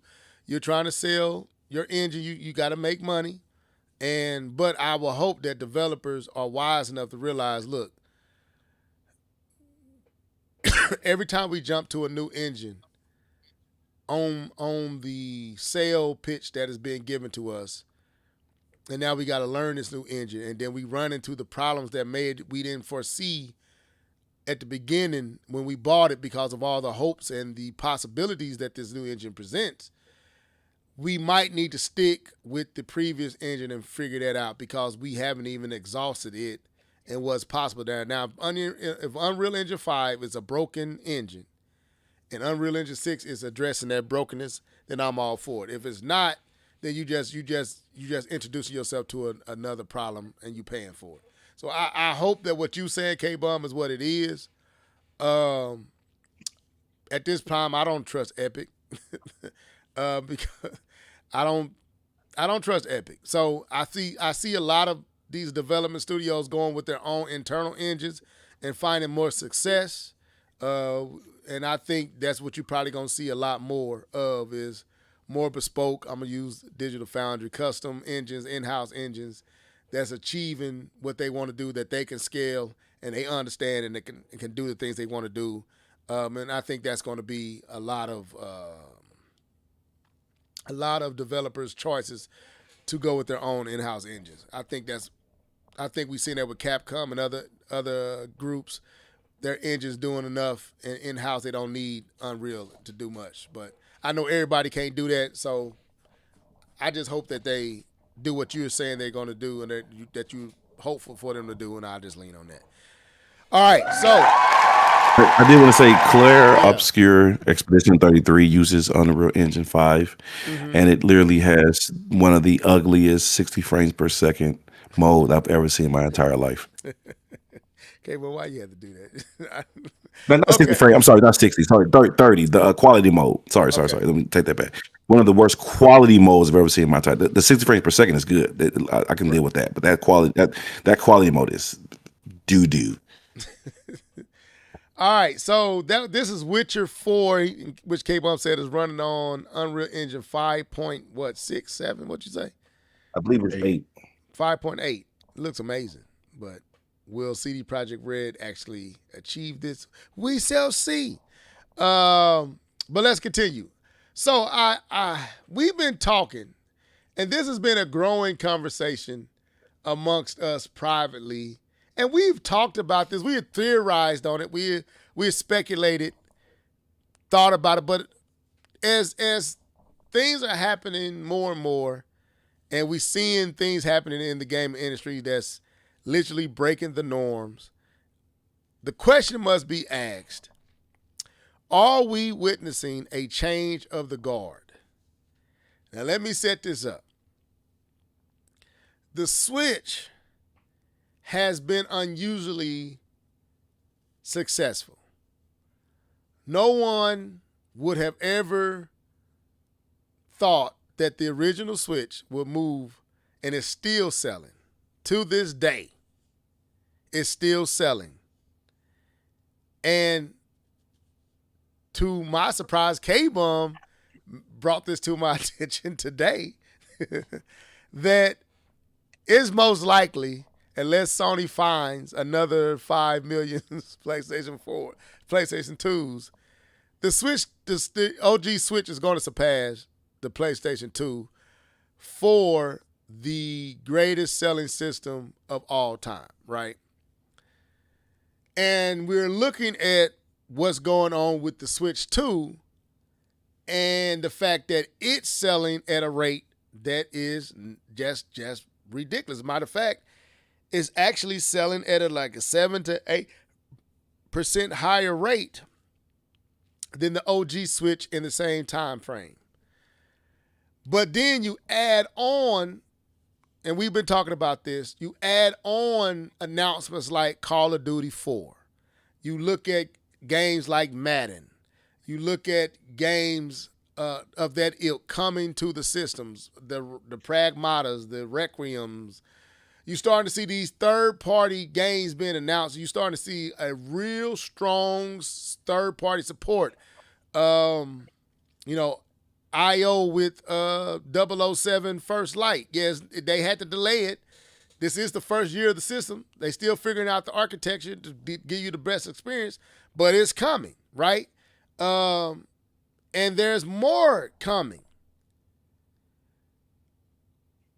The question I have, and it may be premature, it's just a thought, with the landscape being as it is, with the pricing being as it is, and with Nintendo presenting a new challenge to the likes of a PlayStation with these type of games that was typically not on Nintendo platforms, being on Nintendo platforms in quality, in a quality presentation, a satisfactory, what's the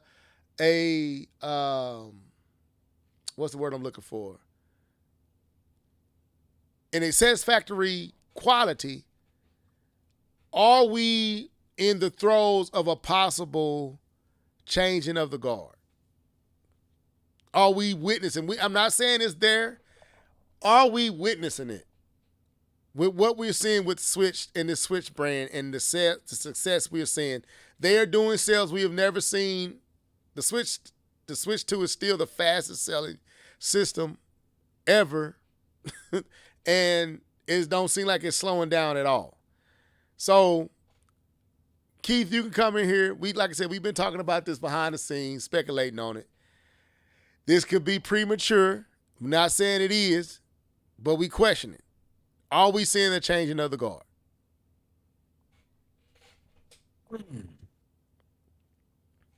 Who has the guard? Who? You I would saying say from Sony? currently Sony has the guard. Sony is the king on the hill. I would still say it's Sony. But are we seeing a slow shift with the Switch and what it brings? Are we seeing a shift in the market? Well, I would need to see what determines the guard, and I'm gonna bring out a few things here. So the original Nintendo Switch, despite what Wikipedia and all Nintendo fanboys out there, yeah, I'm saying it. Despite them, it is a ninth generation video game console that came out in 2017. Barring power, it still outsold both the competitors, the PlayStation 5 and the Xbox Series S, X and S. The Switch 2 sits alone. I don't care what nobody said. The Switch 2 sits alone. That's the only 10th generation device, but they don't want to credit that to be true. So with that being said, with the Switch coming out, 6 years before? Is it 6 years? 3 years. 3 years before the PlayStation 5. When did the PlayStation 5 come out? 2020? and the Xbox. Yeah, 2020. 2020. So 3 years before those devices hit the market, and it still outsold it. And the PlayStation 5 is still selling. Let's not get it twisted. It's still selling, but right now, the Switch is about like Level mentioned, is possibly going to be the highest selling device console ever, unless PlayStation 2s mysteriously pop up, like Level said. But what really determines having the guard? And I'm going to point to something that I notice when we go and we look at like Metacritic and we look at who's reviewing the games and what platform they're reviewing it on. It's on PlayStation. It's the PlayStation. They whenever you see it, and we got to help our friends out here that try to see when they see a Nintendo score higher on Metacritic than the PlayStation, they just completely ignore the fact that there was only 20 people that reviewed the Switch game versus 150 people that reviewed it on PlayStation. We got to help these people, give them some math or something. They got to figure this out. But, but anyways, so PlayStation is still the default. I will say the changing of the guard, because we can't say sales. The Switch has already dominated that, still dominating that. But I think when we start seeing people say, "Hey, I am reviewing this on the Nintendo platform, and this is the leading platform that I'm choosing to review this game on, and this is the review that I'm going to put out to the masses," then you're going to start seeing that changing of the guard. So right now, I'll say it's a little premature. PlayStation still holds the mind of the people.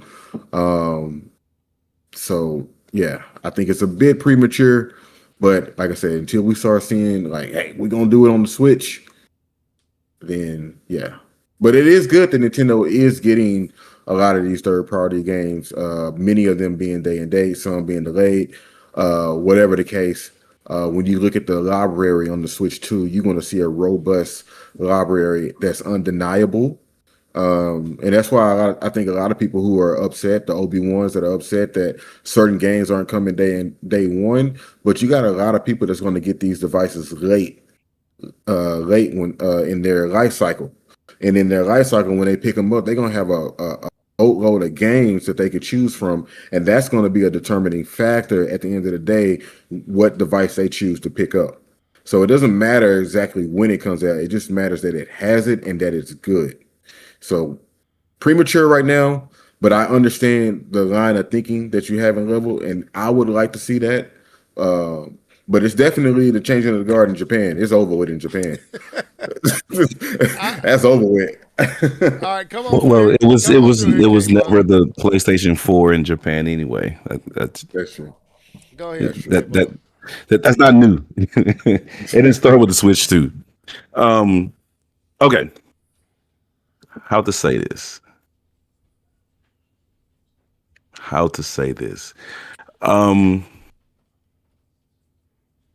When you start getting the same thing everybody else is getting, you think that you're the man in the streets now. Okay. So I don't think this is a changing of the guard. I think they have been invited to the parties that everyone else were already having. And so now they are now at the same cookouts. That doesn't mean that it has changed it, and they are now the man in the streets. It is that they are now becoming on equal footing. I still don't think they're there in equal footing, and I don't think that they've caught up to past, to start changing the guard. I think what is happening is they're starting to be looked at as equals, because I believe in the eyes of third party, they were never equals. It was always PlayStation first, Xbox second, Nintendo third, because we, as air quotes they would say, we don't sell on their system, right? That we get dwarfed by the first party games. So I feel what we're seeing is them being treated as equals when it comes to third party, when it comes to trying to get games day and date, because that wasn't a thing in the Switch era. Day and date was not a thing. That was not something you expect. If you got it at all, was amazing. If you got it within the first 6 months, that was dope. The fact that we're now getting day and day is that you're being seen as equals, and I believe that's fair. The Switch 2 should be seen as an equal. It is a capable device. It can do what the others do at a lesser degree, but it can do it. It's shown. It's shown at almost all of these current gen games. See, I called it current gen games are playable on the Switch system. Pretty much all of them. Let me say, pretty much all of them are playable on the Nintendo system and playable in a very comparable setup. So what I see is the Switch being treated as a true equal, which puts them into the category that I've been saying for a long time. I know Level kind of took it and said he's been saying it for a long time.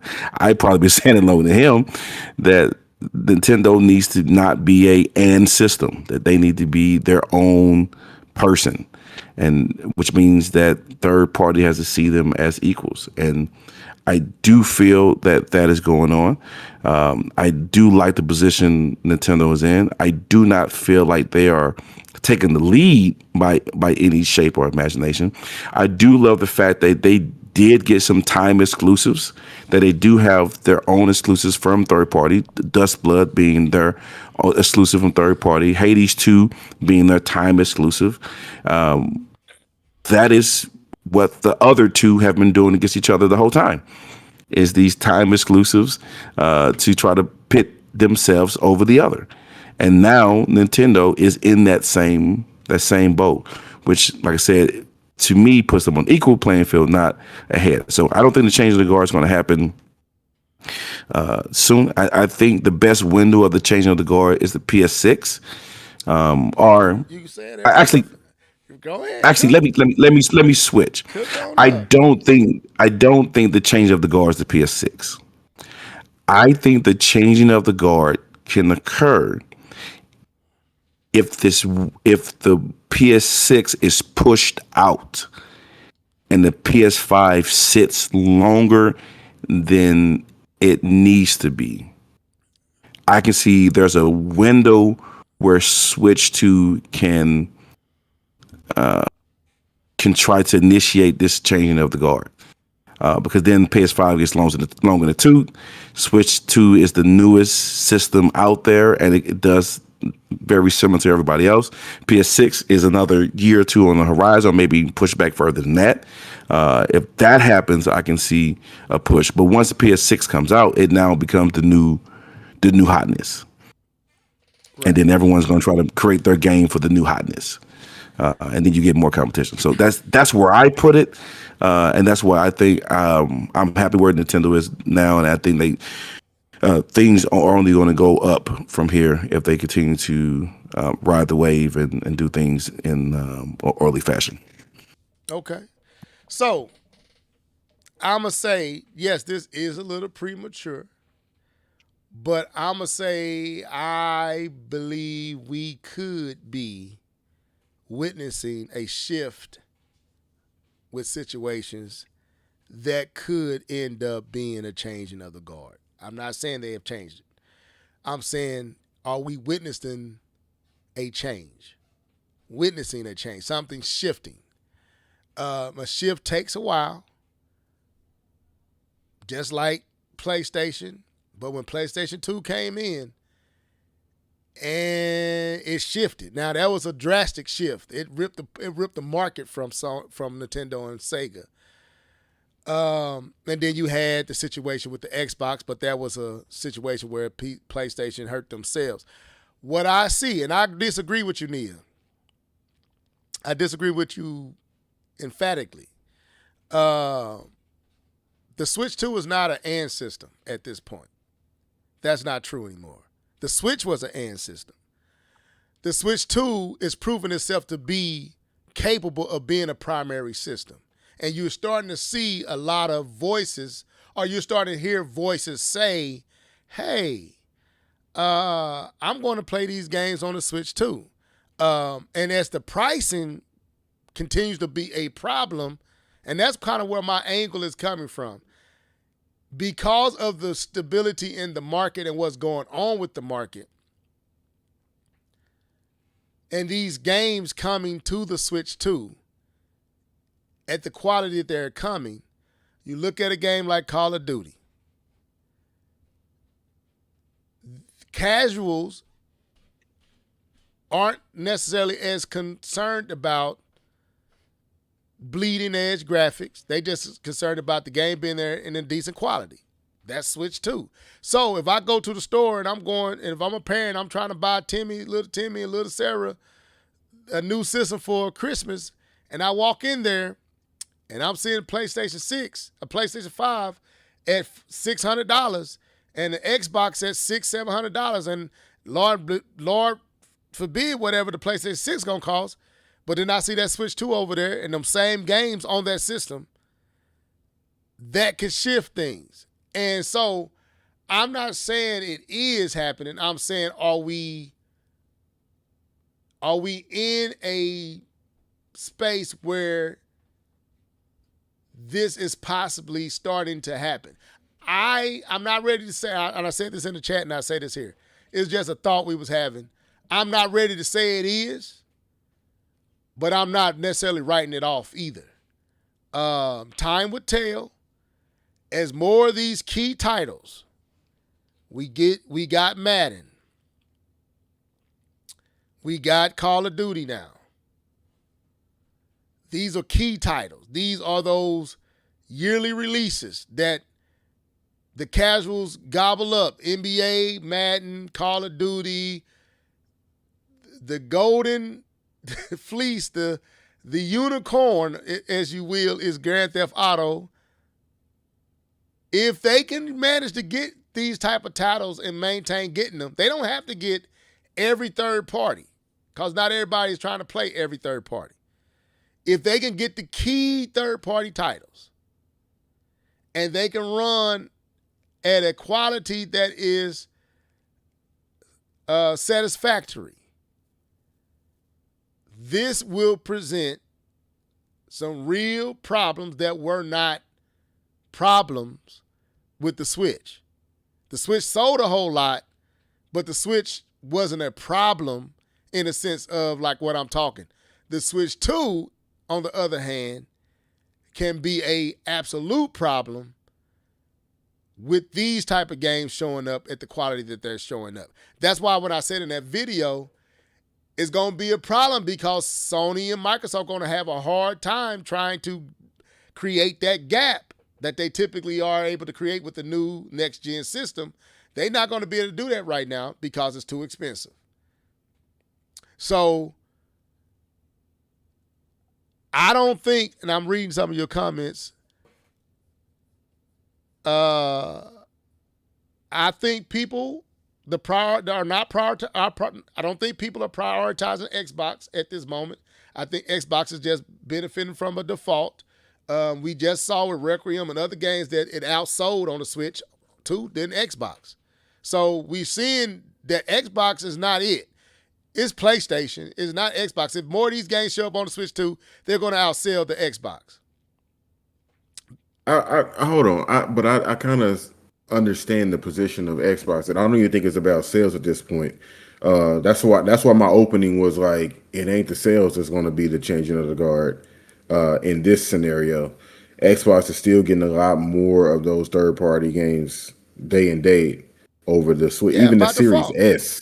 Yes, I agree. I'm saying that's why I said by default they're benefiting because they are the PlayStation equivalent. But as like the Wii U, as more of these systems stop selling, eventually it ain't gonna be no reason to put that stuff over there, right?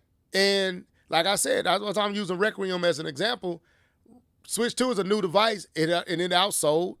These are facts. It outsold on the Requiem sold more on the Switch 2. More reviews was done on the Switch 2. That's a first. We've never seen this, and it's happening. Now, as this system sells more and more, and these games continue to come, I don't think it's unrealistic to assume those reviews gonna grow too. And as these games are coming day and date, you will see what you said, Keith, that you're going to see more Switch 2 reviews. It's right now the Switch 2 has a smaller number of systems. So, yeah, they're not reviewing as much. But when the system get up into the 50s and the 60s, if it does it, in the 70s, millions, it's going to get those reviews. And it's going to, like K-Bum said, is at the table, is in the room, is at the party, they are respected. The sales are forcing them to be respected. So we can't deny the system sales, the hardware sales, is forcing developers to respect them. And now they're regretting what they did with the Switch, and they're making amends with the Switch too. So I'm not saying that is happening. I'm saying, are we witnessing the beginnings of something, because the market is changing. And right now, if we look at the market, the Switch 2 is in the best position in that market. And these games are coming. Like you said, it's over in Japan. It's done. And the only thing, and I'll shut up after this, the only thing that to me kept PlayStation relevant was third party. That's gone. So third party is coming to the Switch. Those games that you would still have to play your PlayStation for is on your Switch too, in a quality and running in a very good way. And the Switch is outselling the PlayStation 5 5-1. Now, I know what you said, K-Bum, and I factor that in. They had the market, but they didn't have third party.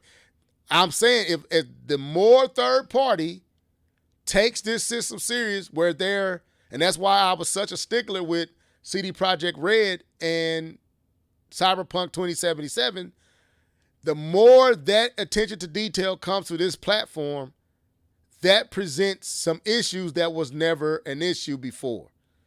So if they're at the table, these developers are taking them serious, the only thing that would change that in my book is PlayStation 6. But with the cost of these systems, that's going to be a problem for Sony at this time. That's going to be a problem for Xbox at this time. And this is the first year of the Switch 2. 3 years from now, if this trend of sales, this means they'll be at 60 million in 2 to 3 years. That means more Madden's going to sell now. And if Madden is 60 frames per second, not 30, that means more people will be willing to buy it on the Switch too. So those things that would cause people to still choose, when that barrier is shrunk, it's going to be a problem. So I'm saying we need to be thinking about this stuff because it's real. It's happening. Whether it's minute right now, it's small, it's happening, people. Something is shifting, and we need to take note of it. It is shifting. It's Nia, I hear you, but it's not you Nia, what you're saying is more applicable to the Switch. Switch 2 is doing something uniquely different for Nintendo that we have never seen in a long time. We haven't seen this since Switch, Super NES. We haven't seen Nintendo in this position. So I'm not saying it's happening. It's definitely premature, but something is happening, and we need to acknowledge something is happening with this system. Y'all get quiet over here every time. No, I still stand by the fact that I think the something that is happening is the equality. Yeah, I'm not on the place that the something is. I believe I was just saying this. I believe that something that is happening is equality. I don't know if that I'm not in the position that the equality would lead to Switch being the cowbell now. But What I do. Yeah, go ahead. Well, I agree with you. So let me state that I'm not disagreeing with my premise or my take is equality with the situation, with the pricing and time. Like I said, we don't know how long this pricing epidemic is going to last. If the switch can stay in this position of what you said, being what you, how did you put it? You I just lost what you said. What did you say? What word did you use? I literally just said it. Equal.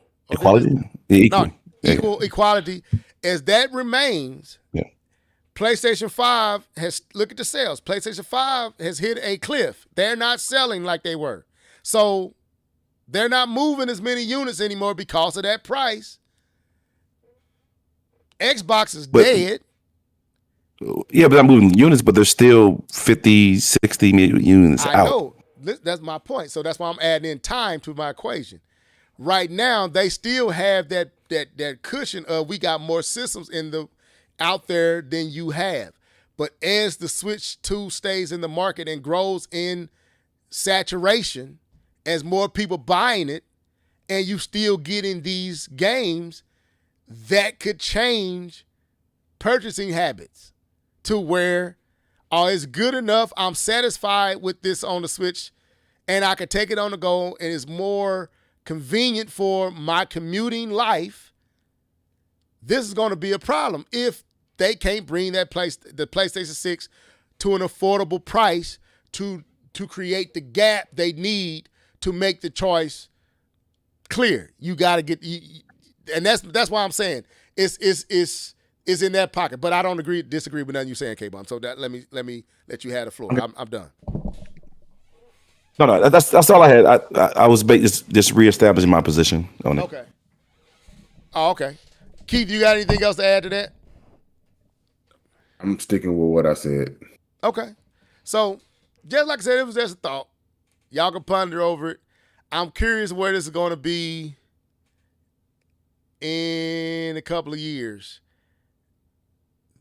We might not have gaming at all in a couple of years, to be honest with you. The whole floor may fall out this situation. But if it can maintain currently, I'm interested because I think as this device proves itself more and more and more, I'm shocked by this device. I really am. And maybe this is wishful thinking, but I think they have something is uniquely happening. But I agree with what you said, K-Bum. I agree with exactly what you said. You have been accepted in. You've been treated as equals. And that could be what I'm seeing. But I feel like I'm seeing a little bit more than just equals. I feel like people like, man, there's something here that's trend. And I say this, and I'm done. I say this in our chat, and I say it here. I work at a college, and I see esports tournaments all the time there, and I'm constantly seeing students, in their downtime in between classes. And I'm just going to be real with you. I don't see no Lenovo's. I don't see no Steam Decks. I don't see Rogue Allies. When they have their esports, I don't see any PlayStations. I don't see PlayStation 5s. I don't see Xbox Series S and X's. I don't see PlayStation 4s. What I see at my college students. And these are college students. I was about to say that broke college students. College students. That's what you see. Let me finish. That's funny. I hear you. But esports is a tournament that's being thrown at the college. It ain't the broke college kids ain't throwing it. That's coming to them. When they come, this is what I see. I see the game that they promoting right here, Rocket League. You see PCs all over the place. When you walk into another room, you see nothing but switches. And then you walk into another room, you see more PCs. And I'm looking at it, and this is every year. I never see PlayStation 5s. I never see Xboxes. I see switches, and I see PCs. When I'm walking through the halls, walking through the floors, and I work in the main central hub of the college where all the kids commute in between classes, you're going to see one or two things. If they playing games, you're going to see a laptop or you see switches. I don't see Rogue Allies. I don't see Steam Decks. I don't see none of that stuff. I see switches and I see laptops. Now, they had an event about last week, and I was unlocking one of the doors because I was going in to make sure it was prepared for them, and I was turning on the lights, and they had they set up. I didn't see a PlayStation. This was a big event. I didn't see a PlayStation. I didn't see an Xbox, and these was grown. These was probably ranging between 14 to 22. What they had on the table was switches. So when I tell y'all that 155 might have been not, that didn't accompany third party with it. Add third party to that 155. These kids, the Switch is trendy. It's a trendy device. It's popular. Add third party being available and they still selling at that same clip. That's presenting a huge problem that Sony has never faced, only but one time, and that was a 360, and that's because they made that stumble with their price. That's what I'm saying. I'm saying it's premature, but this is a new dynamic that they ain't never faced. And it could be potentially a problem. I'm not saying it is one. I'm saying it could be potentially a problem. And I've been looking at this, and y'all know I'm not lying because I take pictures and I shoot it to y'all every year. For the last 3-4 years, that's what I've seen. PCs and switches. I don't see no other device in there. And they have brought this tournament year after year. They playing Smash Bros, Mario Kart. They playing Rocket League and some other game. I can't remember what it was. Every year. And it be tournaments. It be packed. And they be dead serious. So I just leave it at that. 2 years now, I want y'all to remember, Levels brought this up. If we start seeing this shift, I want y'all to acknowledge what I said now, because I'm calling it now. I think we may be in the throes of one. I'm not sure, but I feel like we might be. The funny thing is the Nintendo hasn't released Switch 2 Lite yet, so there will be a cheaper option later down the road. Yeah, and they haven't even gotten to their stride, nor have they released their heavy guns yet. But they getting these third party. Third party is killing on the Switch right now. They carrying the Switch 2 right now. Let's be real. The Switch 2 is being carried by third party right now. Yoshi ain't nobody talking about Yoshi. But Star Fox is gonna change that. But any other thoughts? I'm done. We've been on here 2.5 hours. Any other thoughts? And we can get out of here. When I see those systems, the switches being used at stuff like Evo and some of these championship series, then I'll start to sway that. But no, there's like the Evos and the Marvel Rival Series and the Overwatch Championships and the CS:GOs and all that. That's still PCs and PS5s. I agree with you. That they're not using switches for those type of tournaments. So right. I see the point. I don't disagree with it. I don't disagree with it. I don't disagree with it. Right. I'm just laying some seeds. I'm not saying, hey, let these seeds just roll to the ground. If they may get trampled. I'm just laying the seeds right now. I'm just putting out, hey, y'all, let's pay attention. We might be seeing something a little different. That's all I'm saying. But that's it. I ain't got nothing else. Anything else being said? What Nia say? We were getting PlayStations and Xboxes in college. True. Like I said, that's all I see, man. I'm not in the dorms. I'm not in the dorm areas. I'm being crazy thing. I used to see a lot of N64s, and I was like, "Why y'all?" And they be playing them too. And that was 2016, 15, 16. I'm like, "Why y'all got a N64?" But anyway, yeah, I'm done. I ain't got anything else. Who was that? Flare Ice. Welcome to the show. Thanks for that assist, bro. I wasn't preaching, Tank Dog. Don't. I am a preacher, but I wasn't preaching. I was just sharing the good news. Anyway, what else we got to say, man? We done for tonight? Yeah, no, I think it's a good time, man. All right. Yeah, I think it's a good time, man. All right, that was the show. Call of Duty. Wait a minute, wasn't there something else you wanted to hit on? It was something else you wanted to bring up that we. Yeah, but what is it? Well, no, bring it up. Go on, bring it up. It was something. It was PlayStation seemingly being upset with Naughty Dog. Yes. Real quick. Get 10 minutes. What's your take? Say that one. Because I would probably take longer than 10 minutes. Well, go ahead, K-Bone. You go first. I'd rather keep it so I can spend some time on this because I think it's an interesting topic, and I wouldn't want to speed through it because it is interesting how PlayStation feels about Naughty Dog and what Naughty Dog has done over the past 5 years or so. Naughty Dog's fault? That's not Naughty Dog's fault. That's John, whatever his name was. Who? No, it is. Part of it is the multiplayer game that they've been working on for years is their fault. Okay, that one for for Uncharted, for Last of Us, Last of Us 2. Last of Us, yeah, that's them. That was them. That's them. Okay. Yes, sir. That was not the free to play or whatever that the guy was trying to implement. That is a multiplayer game that they had for the previous Last of Us that they were trying to get for Last of Us 2.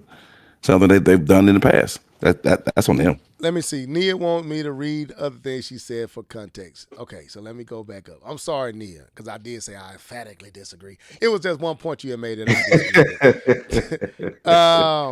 Let me see. She's like, you're not gonna leave it out there like that level. The eShop chart looking good. Now they are getting invited, but not quite at the table with the adults. I disagree with that, but anyway, let me continue. I mean, the consoles have been out for 5 years.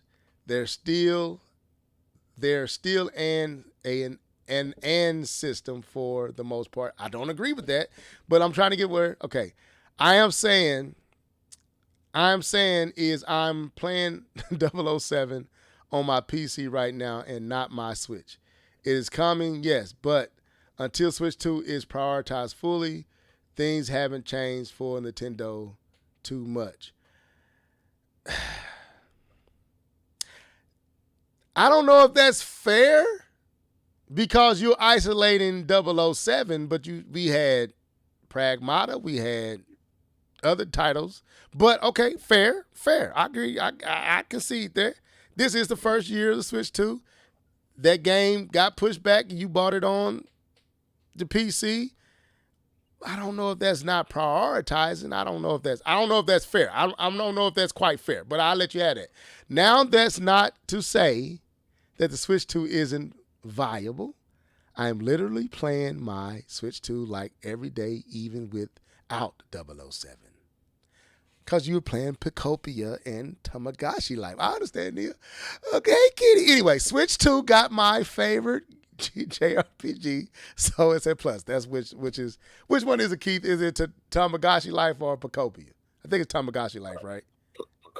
Picopia. It's Picopia? Okay, so I love my Switch 2. Nia's in full defense. No, they getting those refund checks, laugh out loud. I don't know what that was. Okay, so I hope that I represented you right. Now, again. Some about the college conversation. Okay, got you. So, I still disagree with some of your points, but they are fair to say. I'm not going to push back. I ain't trying to misrepresent you. I wish you was here. You could represent yourself. But anyway, any other thoughts? But yeah, on the Naughty Dog. So, K-Bum, you're saying that that is Naughty Dog's fault, not what's his name, John, whatever that brother name was. I don't believe Jim Ryan. Jim Ryan, there it is. I don't believe the current state. I have to go back and look at it fully because I did hear something that there was a delay from higher up on the new in the Galactic. I believe there was something there as far as a delay there, but I believe there's some issues that Naughty Dog internally, especially the multiplayer, that they've kind of done to themselves. Okay. Keith, come on through. You. What do you feel about? I mean, I'm not. Oh, let me say this: we won't have the podcast next week because I won't be here. I will be in Kentucky, on the lake. For your birthday?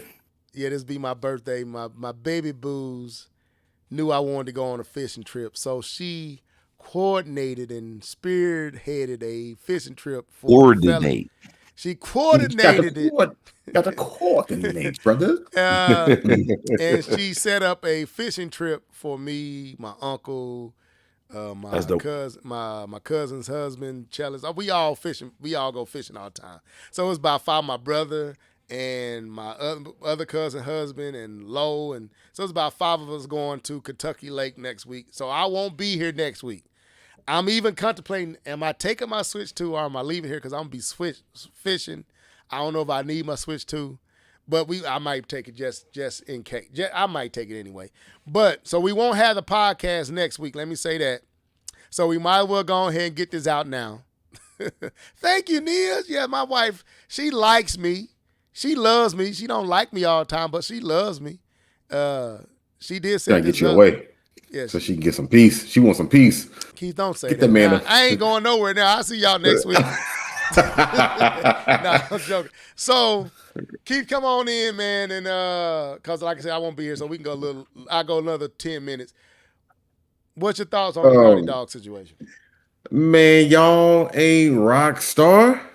Who you think you are? You gotta make games. Y'all do great. Y'all make some great games, but you ain't making Grand Theft Auto. What's wrong with you? You better bring some games there. Oh, you want to re-release another Last of Us? You want to re-release The Last of Us 2? Nah, man. Naughty. I could 100% understand the Sony being upset with them, and then the game that they were working on, gone. Yeah. Like K-Bone was saying, like that game that people was expecting to come out, like all them canceled games that Sony had, and the one game that probably would have did well was the one they were working on, and they got rid of it because they figured out that the budgeting and all the other stuff should never even put your foot in that realm. So I can 100% understand why Sony is upset with Naughty Dog right now, but they do get a little they do get mercy because they are Naughty Dog, but still that can only last for so long. So long, we gonna need you to produce something. Government Crunch, I forgot that state of. We might look. Okay, this is what I could do. It's up to the fellas. That state of play is on the 2nd, right? My birthday is on the 1st. Yes, it's on the 2nd. That state of play is on the 2nd. It's up to them. I can do a podcast on Wednesday, and we still do the podcast next week. It can't be Thursday. The 2nd is Tuesday, right? Yeah, and I could do it Tuesday night or Wednesday. Okay, I see what you're saying. You're saying Wednesday. Okay, I say you're saying after, not on the same day. I can't do it Tuesday night. Then I'm saying if we were to do a podcast next week, it would have to be Tuesday or Wednesday. It can't be because I'll be leaving Thursday. Okay. So it's up to the fellas. I'm down. I'm gonna be off on Wednesday. I don't have any Bible bands. I would like to do it Wednesday if you can. Honestly, PlayStation though, we want to talk about PlayStation. No, I'm just playing. We want to talk about PlayStation. Brother. Wednesday. I mean, Nintendo conversation I've sat through in these years on this podcast. What time is that state of play on Tuesday? Probably 5 o'clock. And you Most said you likely. Let me can't do look. Tuesday, right, Key? No, my kids will be at practice. Okay. Okay, Wednesday it is. We might do it earlier though, cause I'm gonna have to pack and get my stuff together. So, yeah, I forgot about it. So we will be here next week. We will do it on Wednesday. 4 o'clock. Am I right? Huh? It's 5 o'clock. It's 5 o'clock Eastern. So what is that? Yeah, 4 o'clock? 4 o'clock Tuesday. It's the state of play. Okay. So we'll watch it, and then we will come on Wednesday and do our recap, and then your boy's out. So, but anyway, my take. What was your final thoughts? Like you said, you're not a rock star. You can't not make that. Yeah, they Go got to ahead. make something, man. I No, feel you like- good. Go ahead. I feel like y'all ain't right, man. Now, what they could do to redeem themselves is easy. It's just simple. So simple. All you got to do is add a 5 on the end of Uncharted, and you get something for the PlayStation 5 at this point, being almost 6 years old. There's no excuse for that. So I can understand Sony being upset with them, or PlayStation, whoever being upset with them. But they right below Grand Theft Auto in far as respect to me, Keith. I don't want to disrespect them like that. And everybody can't enjoy a Grand Theft Auto 5 being modded for 2 decades. So that game was almost 15 years old at this point. That's why I said they ain't no Grand Theft Auto. They Ain't not nobody Rockstar. Grand Theft Auto, shoot. But Grand Theft Auto did come out with Red Dead Redemption 2 in between that time. But are we saying Red Dead Redemption is The Last of Us? Red Dead Redemption is very, very good. It's modded just I like know that. I know that, bro. I yeah. know that. Yeah. I know that. Anyway, I'm not mad at them being upset. Did we drop? Did we end? Are we still live? Let me see. We still out. Okay, my number started over. But anyway, so I'm not mad at them. They should be make upset. somebody mad. They should be upset, and this intergalactic needs to be good, and people need to shut up about the main protagonist. I don't even get this whole argument. Like, what is wrong with her being bald headed? What is the problem here? Is the real problem is she's black or mixed? Is that really what the issue is? Because it can't be because she's bald headed. Come on now. I don't know. It's silly. It's silly to me because it's like the world that they're creating. You don't even know what type of world they're creating. So whatever this doll that you want her to be, this what's the girl name from Booty Blade? You want her to be that when it don't. It probably don't even make sense for the world that they're crafting. But she okay. I wouldn't paying a whole lot of attention. But she has a shape. She doesn't walk like a man. She's feminine. She got some hip action. 1,000%.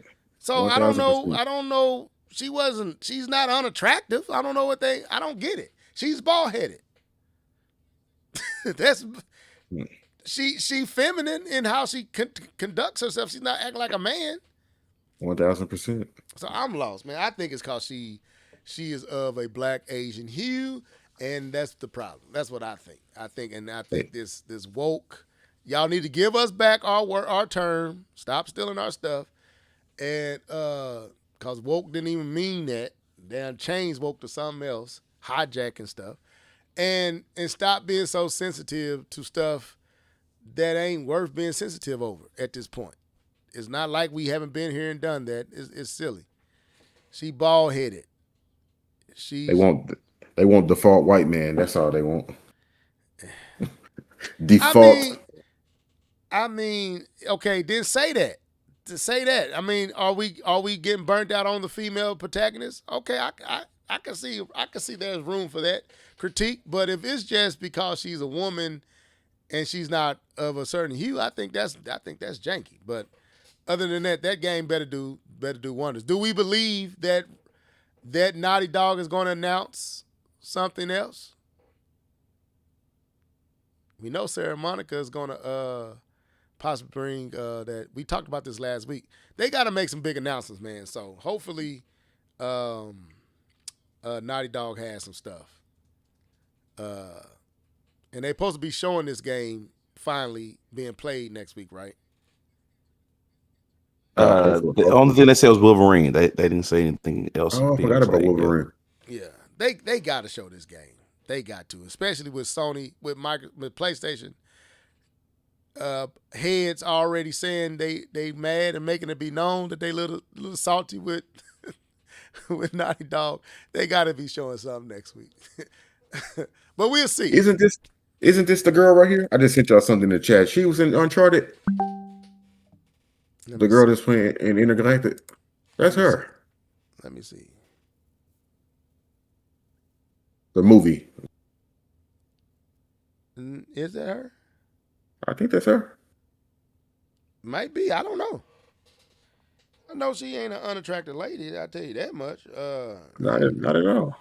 So I don't know like I said, I don't think it's got nothing to do with anything but her hue not being of a certain. No, that's not her.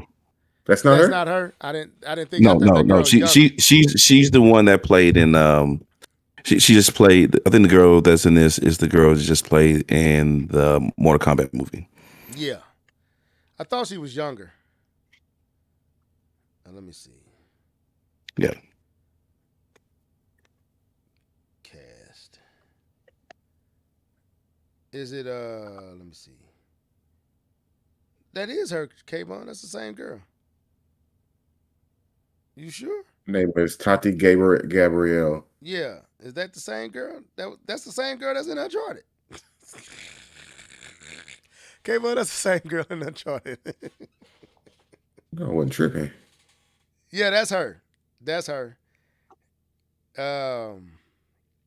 I think she might be in real life. She might. Let me see. Is she? Let me see.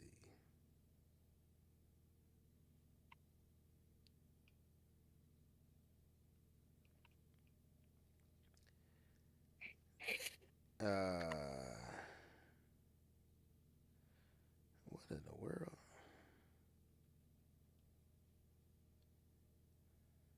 Nope, she's not LGBT. So, she's. Bro, you really looked that up? Yeah, because you got to find out what they say is woke. So clearly, her real life is what they're looking at. So she is bisexual actor. So I'm pretty sure that's what it is. And she's not something else. Anyway, so let's hope the game is good. Yeah, I think it's time to go. It's time to go. But we got mad. All right. We will be back next week, same time, same place. Well, no, we'll be back next week, Wednesday. Guess we looking for the notification. But I'm going to let these dudes sign out. Mr. Norris, I'm going to go with you first. I think I went with K-Bum last week first. Go ahead. Yeah, man. Premature, slow down, ain't the changing of the guard. No, I'm just playing. Good conversation tonight, man. I cannot wait to get into 007 some more so I can talk about it some more. Hoping that the Switch 2 version is also good, even though most likely will not play it over there. But it's just the fact that good games just need to exist, especially with a market where the devices are too expensive. And being able to just sit down with a game is great. I hope Nintendo keeps bringing out $40 to $50 games or $50 to $60 games like they doing with Star Fox and Splatoon Raiders. But anyway, it's a good time to be a gamer. State of Play next week, which is always exciting. Xbox is probably going to have theirs on a Sunday or something like they normally do. And of course, look out for Nintendo Direct. I'm not spoiling anything. This isn't a rumor, guys. Oh my God. It's just something. So. And Jeff Keighley, he's going to do something too. So, man, we got some exciting times. Hopefully, everybody comes through with their games because we can't buy no devices to play them on. We can't buy no more PlayStations. Can't buy no Steam Decks. So whatever you got, be happy. All right. K-Bone, come on in here, bro. Sign on. Yeah, for sure. K-Bone 20, man. Enjoy today, man. It was a good podcast. I enjoyed the conversation. You guys lit up this comment section. Good Lord. Go back to this list. You guys are having a good old time. But I'm happy you guys enjoy yourself today. Please get those likes up, subscribe, send over to a friend. Let them know that we be here. And we be having some good topics. We be having a good old time, man. But as always, thank you for the people who came through. And holla at y'all. See y'all next week when it gets juicy. Probably I'm giving me some Madden college football information next week too, and State of Play and plus Call of Duty, which I might actually get this year. I'm excited. It's gonna be a good week. All right. Like I said, man, y'all did keep us company on tonight. Keep getting those likes up. Keep hitting that subscribe button, man. The more y'all help us out with the algorithm, the more people will know we are here. People are starting to rediscover that we still doing this podcast. So let's keep that going. We'll be back next week on Wednesday. We might be earlier, maybe 7 instead of 8:30, maybe 7, if we can pull that off. But I'm looking forward to that. And then your boy going out fishing. My birthday is on Monday. So y'all can get set up a early happy birthday to your boy. I'll send my cash app. Y'all want to bless a brother. I'm just messing. But they be doing that. But anyway, but that was it, man. We thank y'all for tuning in. Stay safe, stay blessed. This was the Live and Level Games Podcast. Deuces.